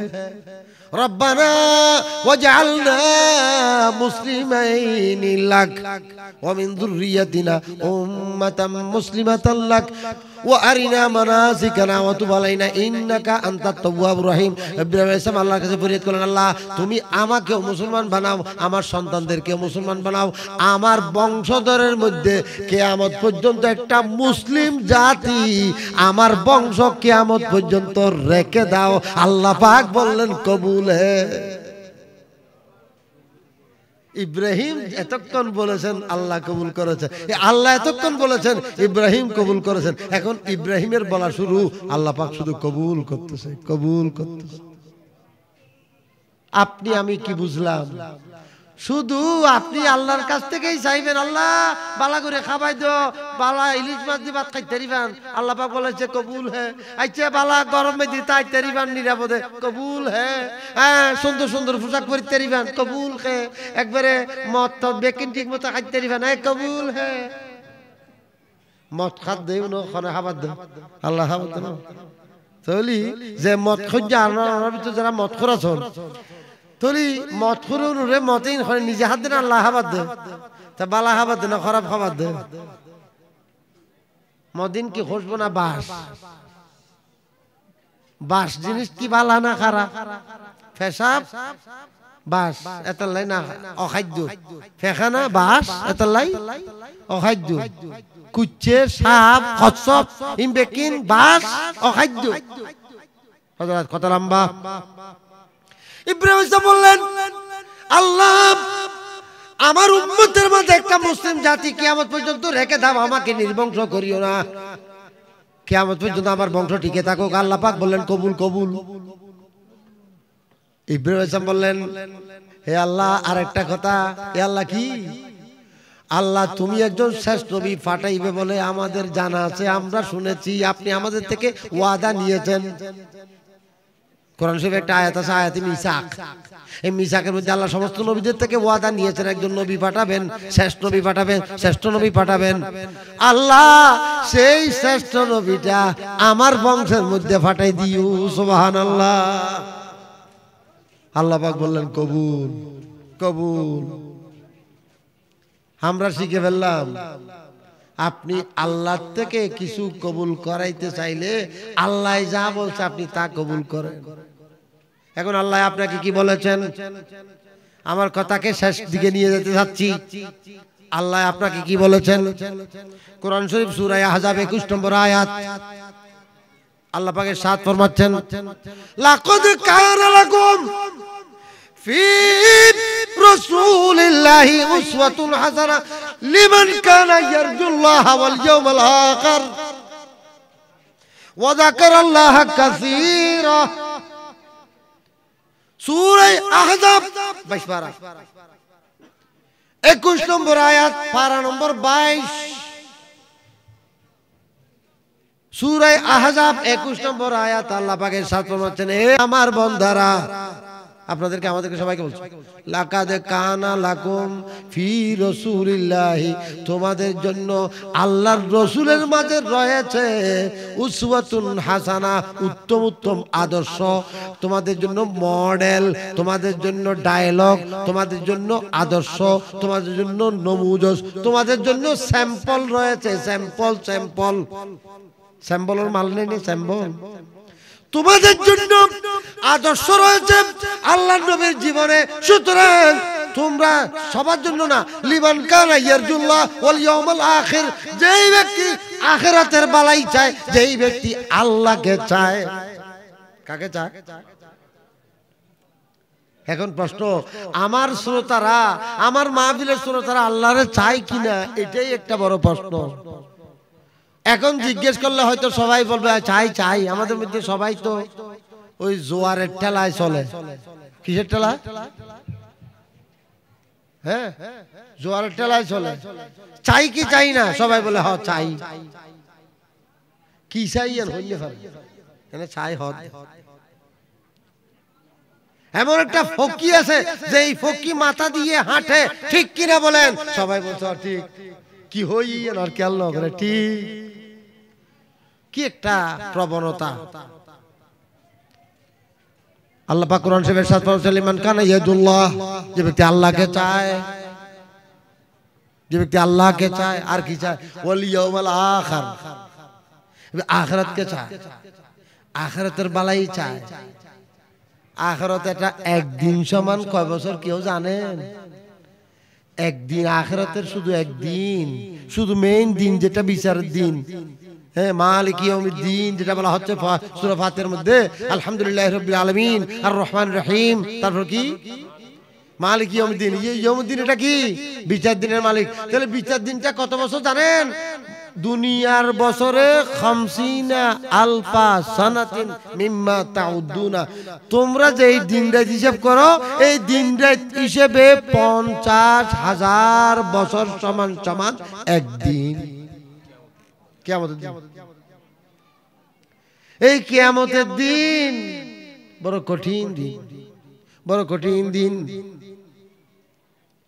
আলাল কাফিরিনা গায়রু ইয়াসির। সুবহানাল্লাহ। সূরা মুদ্দাসসির। আলাল কাফিরিনা গায়রু ইয়াসির। সূরা মুদ্দাসসির, সূরা মুদ্দাসসির, সূরা ইয়া আইয়ুহাল মুদ্দাসসির। সেখানে বলা হচ্ছে কুম ফানদির। আমাদের নবীর মাধ্যমে আমাদেরকে বলা হচ্ছে, হে আমার নবী, কুম ফানজির ওয়া রাব্বাকা ফাকাব্বির। হে আমার হাবিব, আল্লাহর নামে তাকবীর বলা শুরু করেন। নারায়ে তাকবীর। ব্যাকুল হইয়ে না, ব্যাকুল খোদাই বেওয়া।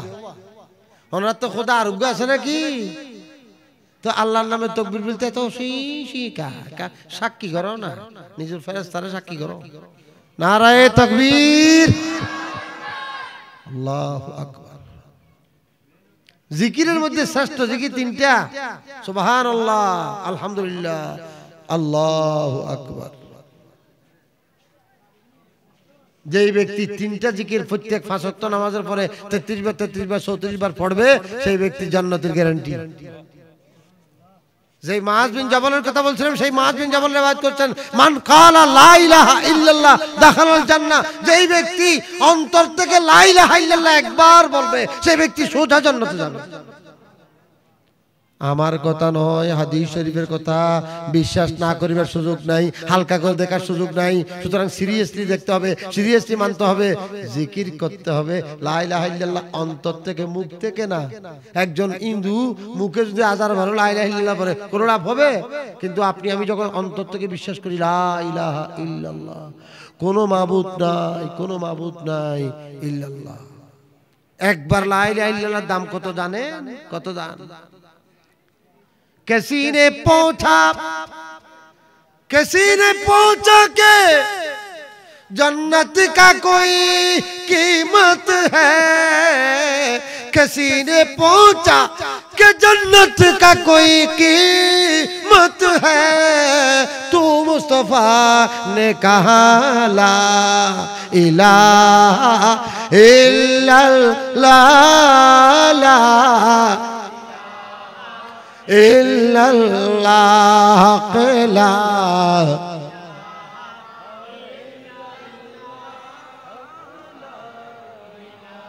এক ব্যক্তি আল্লাহ রাসূলকে জিজ্ঞেস করেছেন, ইয়া রাসূলুল্লাহ, ইয়া রাসূলুল্লাহ, জান্নাতের দাম কত? জান্নাতের দাম কত? জান্নাত তো এত বড় নিয়ামত, এটার দাম কত? তখন আমাদের নবী বললেন, জান্নাতের দাম দুনিয়াবাসী কেউ দিতে পারবে না, তবে আল্লাহ দয়া করলে একবার লা ইলাহা ইল্লাল্লাহ যদি যে ব্যক্তি অন্তর থেকে বলে, আল্লাহ পাক তাকে এই একবারের জন্য জান্নাত দিয়ে ফেলতে পারে। তো আমি এই কথাটা যদি সত্য বলে থাকি এবং এটা যদি হাদিস শরীফের কথা হয়, মুআয বিন জাবালের riwayat হয়, হযরতে আব্দুল্লাহ ইবনে মাসউদ রাদিয়াল্লাহু আনহু riwayat করেছেন, মুআয বিন জাবাল রাদিয়াল্লাহু আনহু riwayat করেছেন, এবং হাদিস শরীফের কিতাবের মধ্যে কয়েকটা কিতাবের মধ্যে আমাদের বুখারী শরীফের মধ্যে আসছে, মান কালা লা ইলাহা ইল্লাল্লাহ দাখালাল জান্নাহ। যে ব্যক্তি লা ইলাহা ইল্লাল্লাহ পড়বে, সেই ব্যক্তি জান্নাতে দাখিল হবে। এই কথাটা যদি আমি সত্য বলে থাকি, আপনারা যদি বিশ্বাস করে থাকেন, তাহলে এখন থেকে লা ইলাহা ইল্লাল্লাহ পড়ার সময় এটা মাথায় থাকবে কিনা? সবার থাকবে। একটু মন থেকে, ধ্যান থেকে, অন্তর থেকে বলতে চেষ্টা করুন, জিকির করতে চেষ্টা করুন, লা ইলাহা ইল্লাল্লাহ, লা ইলাহা, লা ইলাহা ইল্লাল্লাহ, লা ইলাহা হক, লা ইলাহা ইল্লাল্লাহ, লা ইলাহা হক লা ইলাহা লা ইলাহা खुदी का सिर निहाला इलाहा इल्लल्लाह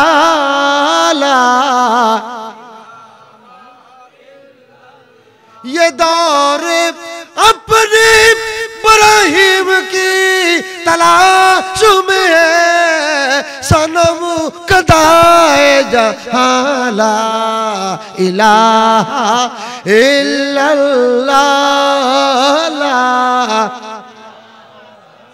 इल्लल्लाह ला इल्लल्लाह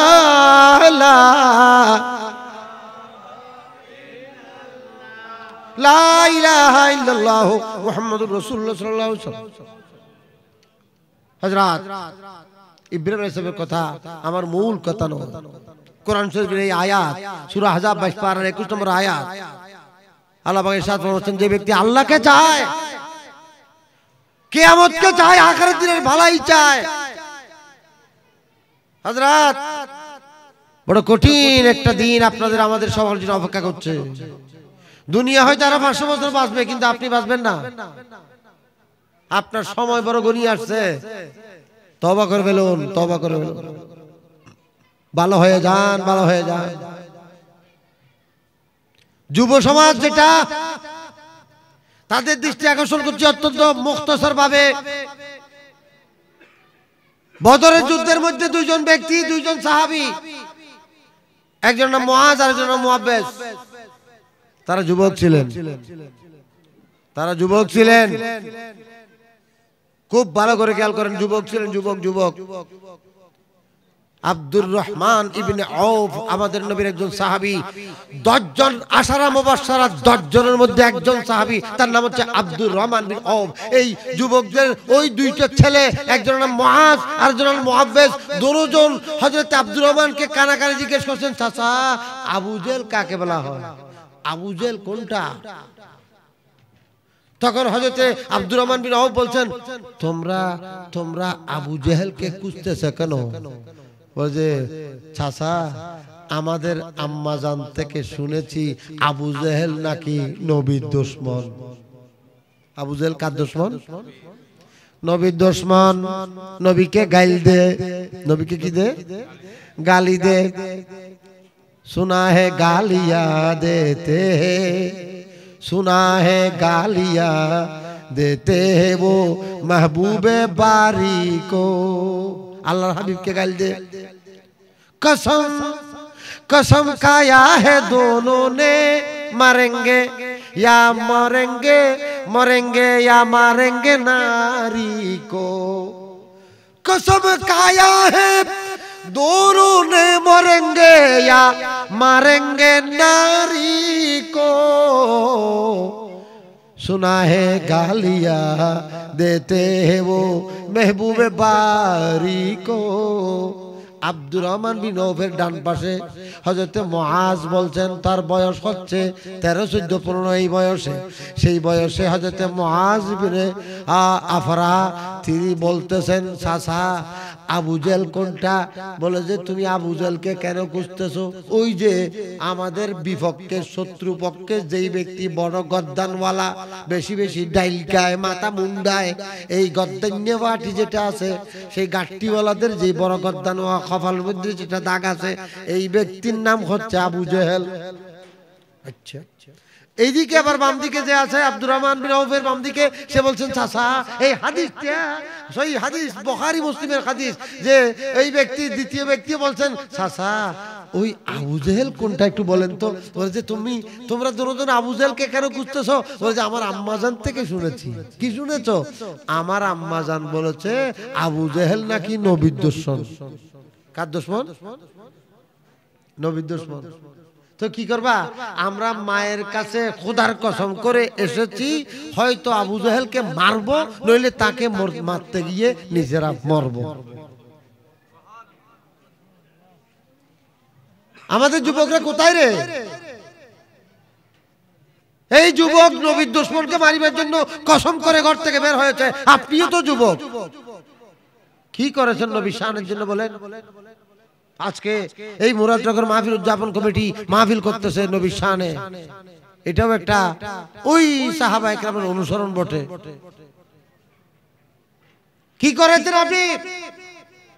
হযরত সাদ বিন আবি ওয়াক্কাস আমাদের নবীর মামা, আমাদের নবীর মামা মানে আমাদের নবীর নানার ভাইয়ের ছেলে।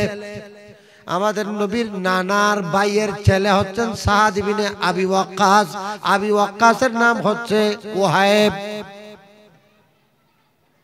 হযরত মামুনার ভাইয়ের নাম, মামুনার বাপের নাম হচ্ছে ওয়াহাব। হযরত মামুনার ভাতিজা হচ্ছেন সাদ বিন আবি ওয়াক্কাস। সেই সাদ বিন আবি ওয়াক্কাস রাদিয়াল্লাহু তাআলা আনহু একদিন মক্কার রাস্তা দিয়ে হাঁটছিলেন, তখন একজন কে যেন নবীর শানে উল্টা পাল্টা কথা বলছিল, নবীকে বিভিন্ন ধরনের সমালোচনা করতেছিল। হযরত সাদ বিন আবি ওয়াক্কাস একটা কিছু খুঁজে না পেয়ে একটা ওটের গাল আছে না, গাল, ওটের মুখ, ওটের একটা গালের সাবা, ওই গরু জবাই করার পরে ফেলে দেয় যে মুখের একটা বড় ফাটটা নিয়ে, ওটের ফাটটা নিয়ে নবীর সমালোচনা যে করছে তাকে দিছে মারি, মাথা ফেটে দিছে।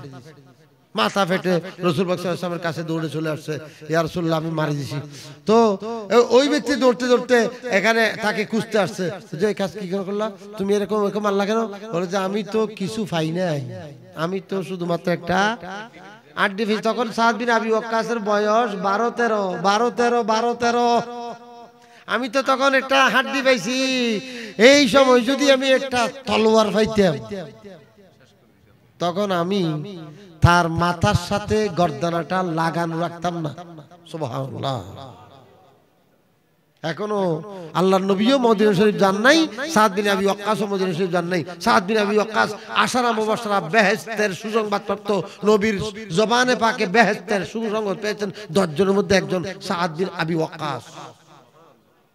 এই 10 জনের নাম শুনলেও সওয়াব আছে, এই 10 জনের নাম মুখস্থ করলে জান্নাতের একটা সম্ভাবনা আছে। এই 10 জনের মধ্যে 4 জন খলিফা। 4 খলিফার নাম কি বলেন? সেদিনা আবু বকর সিদ্দিক আকবর, ফারুক আজম, ওসমান গনি, মাওলা আলী শের খুদা, সাদ বিন আবি ওয়াক্কাস, শহীদ বিন যায়েদ, তালহা বিন উবাইদুল্লাহ, হযরত জুবাইর বিন আওয়াম, হযরত আব্দুর রহমান বিন আউফ এবং আবু উবাইদা ইবনুল জাররাহ। বড় করে বলুন সুবহানাল্লাহ। এই 10 জন আলা হযরত 10 জনকে একসাথে সালাম দিয়েছেন। वो दसो जिनको जन्नत का मुजदा मिला, उस मुक़द्दस जमाअत पे लाखो सलाम मुस्तफा।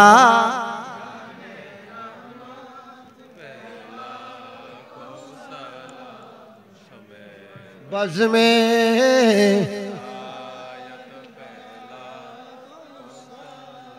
আমার যুবক ভাইরা, আমার কথা খুব শেষ করার জন্য খুব চেষ্টা করতেছি। ওয়াল্লাহ হযরত আমি শেষ করার জন্য একটা থেকে চেষ্টা করতেছি, এখন 1:40 হয়ে গেছে, শেষ করতেছি। যুবকদের উদ্দেশ্যে দুই একটি কথা বলছি, আমাকে এখানে মনে করে দিয়েছে যুবকদের দায়িত্ব। যুবকদের মেইন দায়িত্ব আগে নিজেকে সংশোধন করা, পরে সমাজকে সংশোধন করবে। নিজের সংশোধন কিভাবে করবে? আমার কথা মতে নয়, আল্লাহর নবীর কথা মতে। আল্লাহ কোরআন শরীফে বলছেন তোমাদের জন্য নবীর জীবনের মধ্যে শ্রেষ্ঠতম আদর্শ, তবে সবার জন্য না। যে ব্যক্তি আখিরাত চায়, যে ব্যক্তি খোদাকে চায়, আল্লাহকে পাইতে হলে নবীর কাছে যেতে হবে, আল্লাহর নবীর অনুসরণ করতে হবে। এখন আল্লাহর নবী কি বলেছেন? আল্লাহর নবী ইরশাদ করেছেন, ওই যুবক আসরের দিন আরশের নিচে ছায়া পাবে যেই যুবক যৌবন কালটাকে আল্লাহর ইবাদতে কাটিয়েছে। সুবহানাল্লাহ।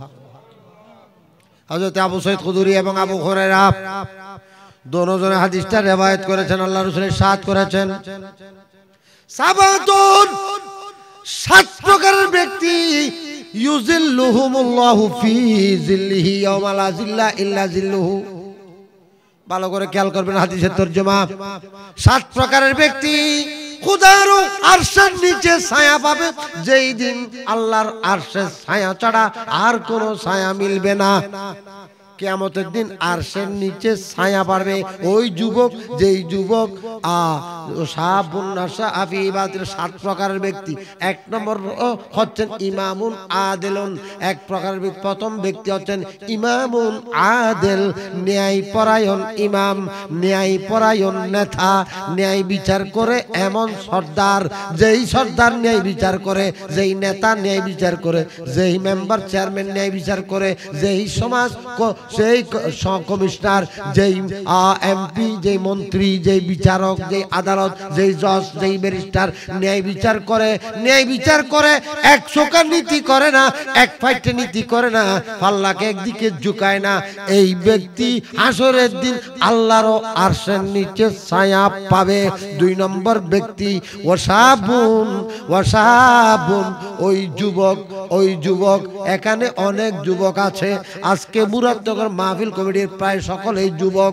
এখানে যাদের বয়স 12 বছর থেকে উপরের দিকে তারা সবাই যুবক। তাদেরকে আমাদের নবী বলছেন, আমাদের আকা বলছেন, আমাদেরকে বাঁচানেওয়ালা বলছেন, আমাদেরকে যিনি আমাদেরকে ধরে ধরে জাহান্নাম থেকে জান্নাতে নিয়ে যাবেন সেই নবী বলতেছেন, হে যুবক তোমাদেরকে বলছি ও সাহাবুন, ওই যুবক হাসরের দিন আল্লাহর আরশের নিচে ছায়া পাবে, আশ্রয় পাবে, আল্লাহ পাকের দয়া পাবে, আরশের নিচে ছায়া পাবে।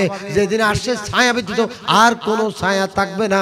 ওয়াসাবুন নশা আফি ইবাদাতিল্লাহ, যেই ব্যক্তি তার যৌবন কালটাকে ইবাদতে কাটিয়েছে। আর একটু বড় করে বলুন। আমি হাদিসের আরগুলো নাও বা বললাম, এখানে কিন্তু যুবকদের আরো কথা আছে। সেখানে বলা হচ্ছে 3 নম্বর ব্যক্তি ওয়ারাজুলুন, ওই ব্যক্তিও আল্লাহর আরশের নিচে ছায়া পাবে। ভালো করে খেয়াল করেন, মাইকের মাধ্যমে আমাদের মা বোনরা শুনতে পাচ্ছে, সবার জন্য। ওয়ারাজুলুন কলবুহু মুআল্লাকুম বিল মসজিদে ইযা খারাজা মিনহু হাত্তা ইয়ারজিআ ইলাইহি আও কামা ক্বালা মিসলা, ওই যুবক, ওই ব্যক্তিও আল্লাহর আরশের নিচে ছায়া পাবে যেই ব্যক্তি সব সময় মসজিদের সাথে সম্পর্ক রাখে। মসজিদের সাথে কি রাখে? কিরকম করে সম্পর্ক? মসজিদের সাথে সম্পর্ক রাখা অনেক কথা, আপনাদের ইমাম সাহেব বলবেন। মসজিদের সাথে সম্পর্ক রাখা মানে নামাজ পড়া। বোঝা গেল বেনামাজি আরশের নিচে ছায়া পাবে না। ওই যুবক, যেই যুবক তার যৌবন কালটাকে ইবাদতে কাটাইতে পারে নাই। আমাদের যুবকরা ক্লাবের মধ্যে সময় দিচ্ছে, আমাদের যুবকরা সিবিসের মধ্যে সময় দিচ্ছে, আমাদের যুবকরা সিনেমার মধ্যে সময় দিচ্ছে, আমাদের যুবকরা রাস্তার মধ্যে আড্ডাবাজের মধ্যে সময় দিচ্ছে, আমাদের যুবকরা ইফটিজিং করতেছে, টিস্কারি মারতেছে, শীষ দিচ্ছে। আমাদের যুবকরা, আমাদের এই যুবকরা সিয়ারা পড়া, তারা কিশোর গ্যাং সৃষ্টি করছে। তাদের সবাইকে আমাদের নবী, তারা যদি নবীকে শ্রদ্ধা করে, নবীকে মানে, তাদের জন্য আমাদের নবী ওয়াজ করছেন, ও যুবক তুমি আল্লাহর আরশের নিচে ছায়া পেতে হলে, আল্লাহর আরশের নিচে ছায়া পেতে হলে তোমার যেটা যৌবন কাল, সেই যৌবন কাল কখন থেকে কখন জানো? এই 13 বছর থেকে শুরু করে, 13 বছর থেকে শুরু করে সে 35 বছর পর্যন্ত, 13 বছর থেকে শুরু করে 25 বছর পর্যন্ত, 13 বছর থেকে শুরু করে 36 বছর বা 40 বছর আগ পর্যন্ত যেই ব্যক্তি ইবাদতের দাগ লাগিয়েছে, যেই ব্যক্তির আমলনামার মধ্যে এই যৌবনকালটা ইবাদতের মধ্যে কাটিয়েছে, আল্লাহর রাসূল বলছেন ওই ব্যক্তি আসরের দিন আল্লাহর আরশের নিচে ছায়া পাবে। সুবহানাল্লাহ।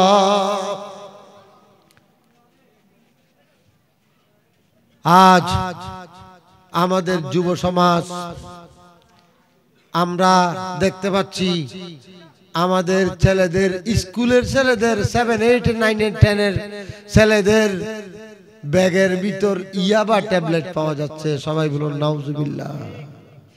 গাঁজা পাওয়া যাচ্ছে, গাঁজা। আমি তো জীবনে কোনোদিন দেখি নাই, আমি কোনোদিন ইয়াবা ট্যাবলেট কাকে বলা হয় দেখি নাই, এবং গাঁজা কি জিনিস দেখি নাই। এখন কিন্তু ছেলেদের ব্যাগের ভিতর গাঁজা পাওয়া গেছে। আমি তাড়াতাড়ি বললাম, শিক্ষককে বললাম, দেখি আমার একটু গাঁজাটা দেখাও তো, কিরকম গাঁজা কাকে বলা হয়, আমি কোনোদিন গাঁজা দেখি নাই। এবং আরেকটা জিনিস পাওয়া গেছে ইলেকট্রিক বিড়ি বলে, ইলেকট্রিক সিগারেট। তো ওনারা মারা কিন খাই না, কিন্তু এরা চেনে। ও যুবক, এগুলো কে শিখাইছে? কই আপনাদের ইমামে তো এটা শিখায় নাই, আপনার মা বাবা তো এটা শিখায় নাই। এগুলো কি দোকানদারে ফিরিয়ে দিছে? নিশ্চয় টাকা দিয়ে দিছে না? এই টাকা কি নিজে কামাইছো নাকি মা বাপ থেকে আনছো? তো মা বাপ থেকে এই টাকা কি তোমার গাঁজা কেনার জন্য দিছে? আমাদের একজনে গানও বানাইছে কিরকম, আমি আর খাবো না আকিস বিড়ি, আর খাবো না, আমি আর খাবো না আকিস বিড়ি, তওবা করেছি আমি আর খাবো না আকিস বিড়ি, ডারবি বেঞ্চন সাইরা এবার গান্দা ধরেছি।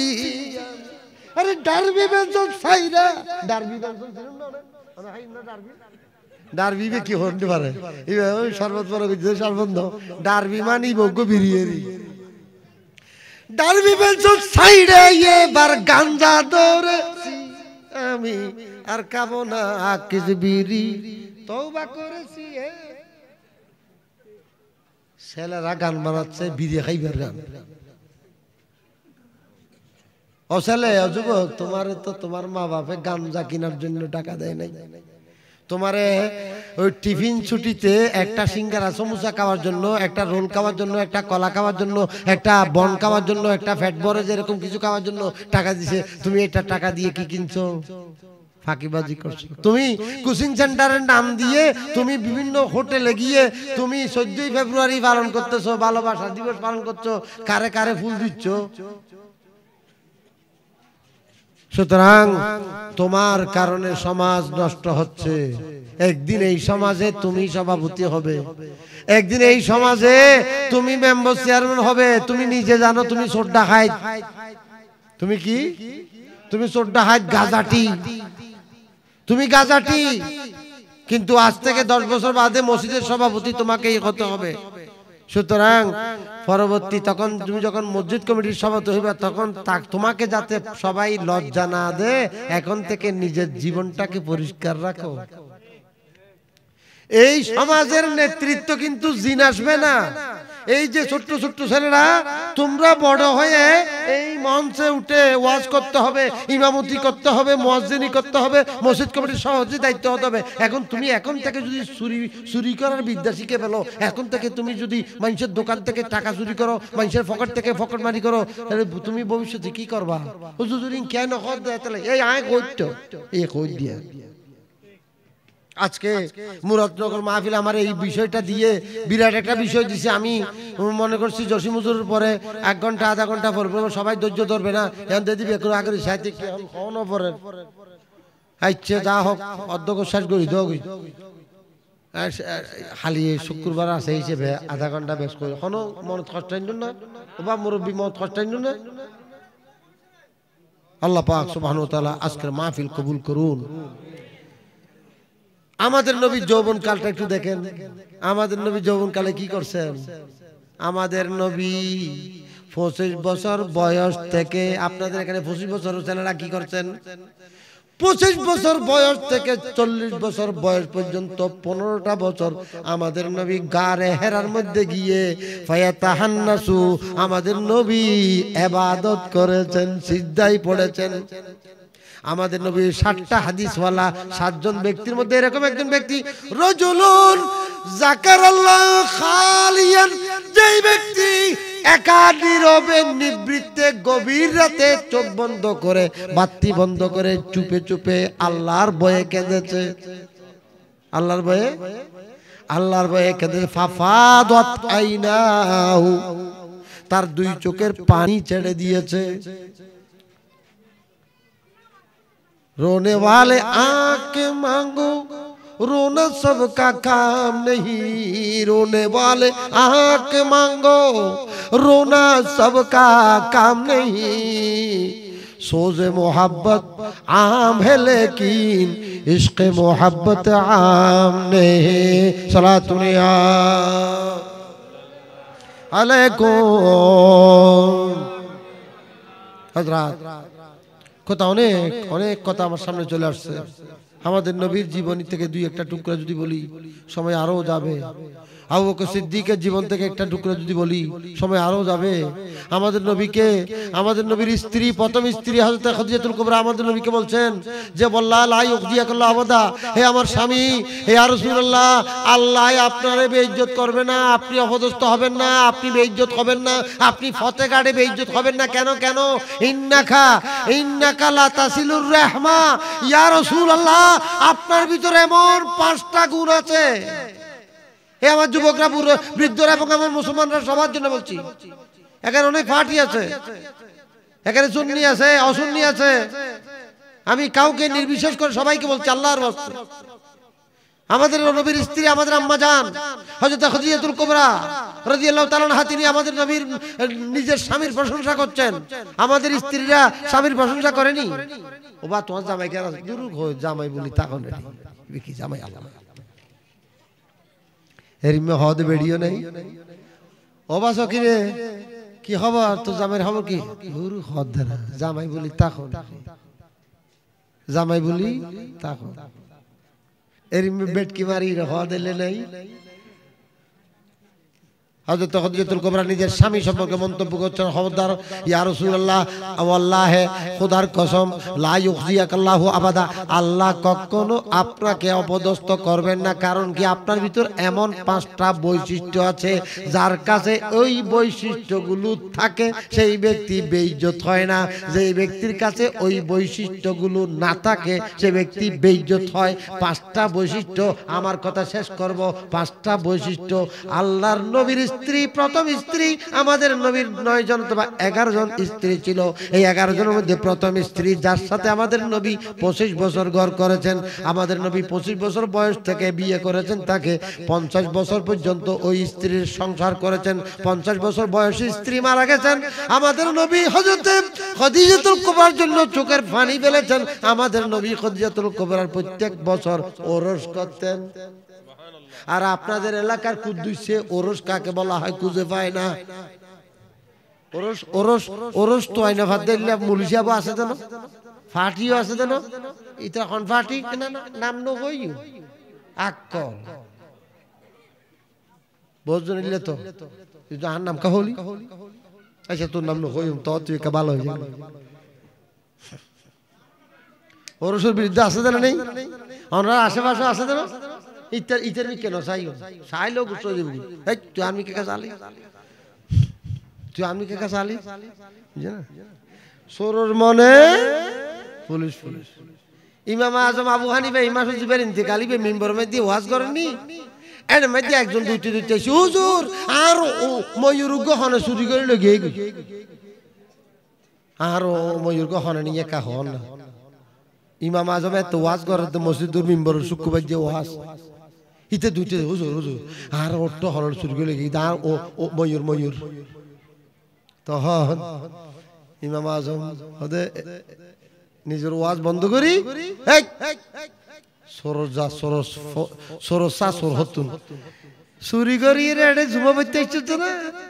হ্যাঁ তুই এড়ে সরব গাইছিস তো ময়ূর চুরি করছিস, তোর মাথা মাইতে ময়ূরের ফুল গাইছে বাজিল তো যা চুরি করছি যা চুরি করছি ইতে না আদি সাহেব বুঝে আমার আর কে আদি সাহেব না যে চুরি করছি ইতে তাড়াতাড়ি ভিতর দিকে আদি ফেলি। তখন ইমাম আজম দিয়ে ফেলে এই ওট ওট ইটা হইছে হইছে ওই সর সর হইছে ইতে ইতে ইতের ঘর যা যা এই যা এখন যা এখন যা ঘর যাইরে ময়ূর দি ফেলা তলি সর যে ইতে দানে বামে চাই আর কোন বুঝছো হেরি মে উল্টো পুল্টো হইলো এলে মতবাজে নিজের গা টানি লাগতো বুঝছেন বুঝছেন না। মোতলির নাম বলা আজি সুলতান। মোতলির নাম কি? আজি সুলতান। শুক্রবার দিন ফজর মধ্যে ইমাম সাহেব বলল হজ্জে বাজি কিছু কালে বাড়াবাড়ি দিল। এখন এই দিনে খুতবা মাদি ও সুলতানান জালেমান শব্দ আগে সুলতানান জালেমান ইবে উগ্র হাদিস আছে। 3 জন ব্যক্তি ডাইরেক্ট জাহান্নাম যাবে খন খন সুলতানে জালেম যে ব্যক্তি জালিম বাদশা আর যদি বুড়ো হইলে ফরদিও শতান্য নসারে বুড়ো হইলে ফরদিও জানা করে এর ইমামুল জায়ের একজন আছে সুলতান জালেমান আছে। এখন ওই আজি সুলতানের মনে করতে ইমাম সাহেবে আরে খুতবা মধ্যে আরবিত গাইল দেন হযরত বারাবারি দেই আর গাইতে বাস নামাজ শেষ করে ওয়ার বারে ও ভাই ইমাম সাহেব কে হযরত বারাবারি এই বলি তুই এলে আরবি মধ্যে খুতবা এই মিম্বরতি এর তুই আর এলে গাল দিতে হবে না ইমাম সাহেব আগে সাথে কি আই তোরা হড়া গাল দিলাম হযরত কি আই নবুজিলে ভালো হইলো এলে ভালো না আই সুলতান জালেমান হই তো না তো তুই আর জান ডাইলে দে এলে মাঝে মাঝে যে সোর ইতার মনে কি কি পুলিশ পুলিশ জানা আই সূরা মুনাফিকুল ওয়াজ করছি কি লই কোরআন শরীফের মধ্যে সূরা মুমিনুন উগ্গ আছে সূরা কাফিরুন উগ্গ আছে সূরা মুনাফিকুন উগ্গ আছে তো আরে আজিয়ে যেন উগ্গ বিষয় দিয়ে এর মে এক জায়গা মধ্যে পড়িছরি আর বিষয় দিয়ে দে সূরা মুনাফিকুন তাই মুনাফিক লই ওয়াজ করছি এডে এক আদামদা সর্দার এই সমাজের মেম্বার ইতে হদেই ইমাম সাহেব মুলি সাহেব ইবে আর কি দেখি আর মুনাফিক দেখি ইবে আর আর আহমেদ দিত তিনি কিনিবা হাই কইলাম কি বুঝি গেল হেরিমে হদুগুন টুডামিস হদুগুন ব্যক্তি আছে টুডামিস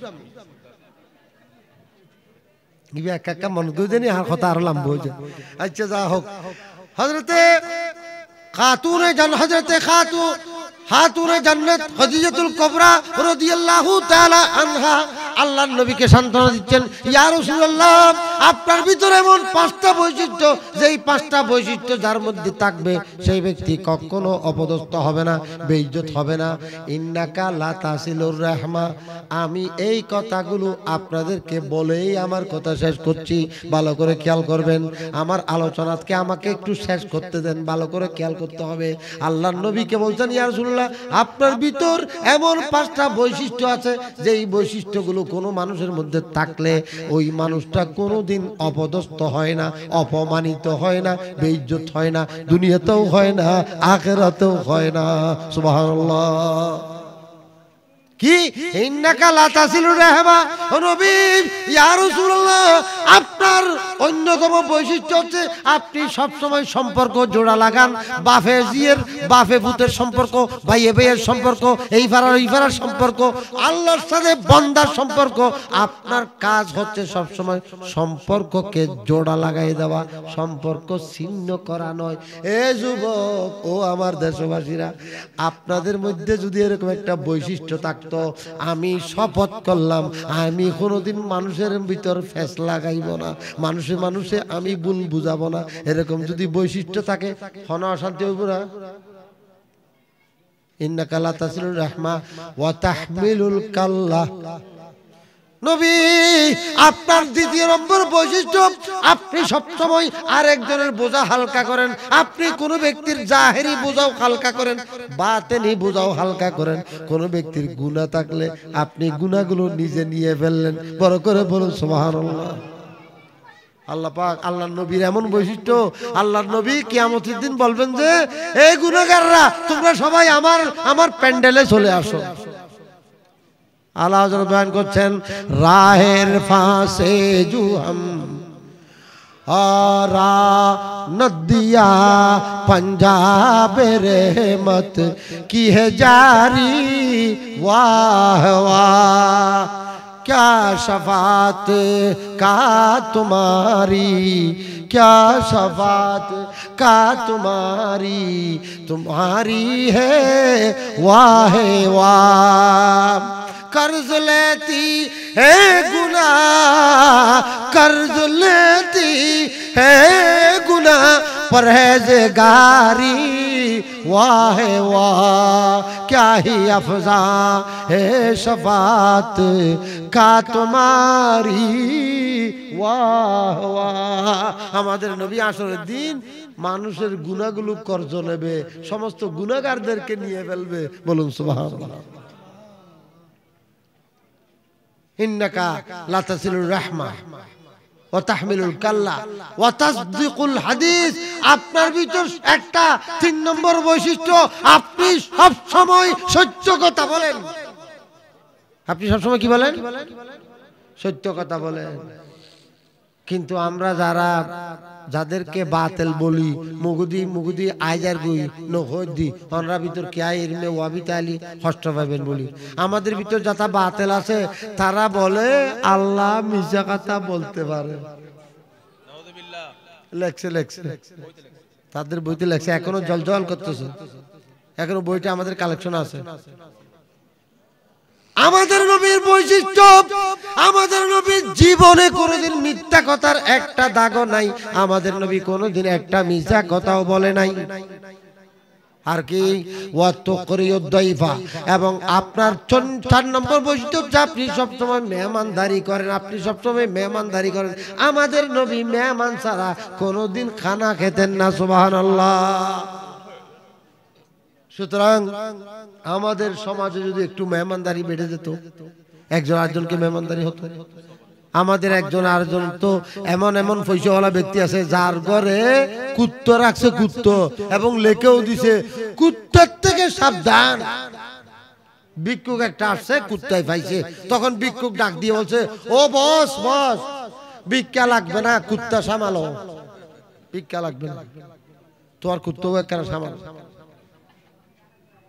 জীবনত গোটা বছর মিলি একদিনও মেহমান খাবাই দেওয়ার রেকর্ড নাই এইলে বহুত সিয়ানকল আছে না নাই আল্লাহ পাক আমাদের সবাইকে নবীর আদর্শের উপর দায়েম কায়েম থাকার তৌফিক দান করুন কথা বহুত আর শেষ করতে না আই এদুর অর্থক মধ্যে শেষ নোয়ার ইচ্ছে করি শেষ গরি দিয়া যাচ্ছে ওয়া আখিরু দাওয়ানা আলহামদুলিল্লাহি রাব্বিল আলামিন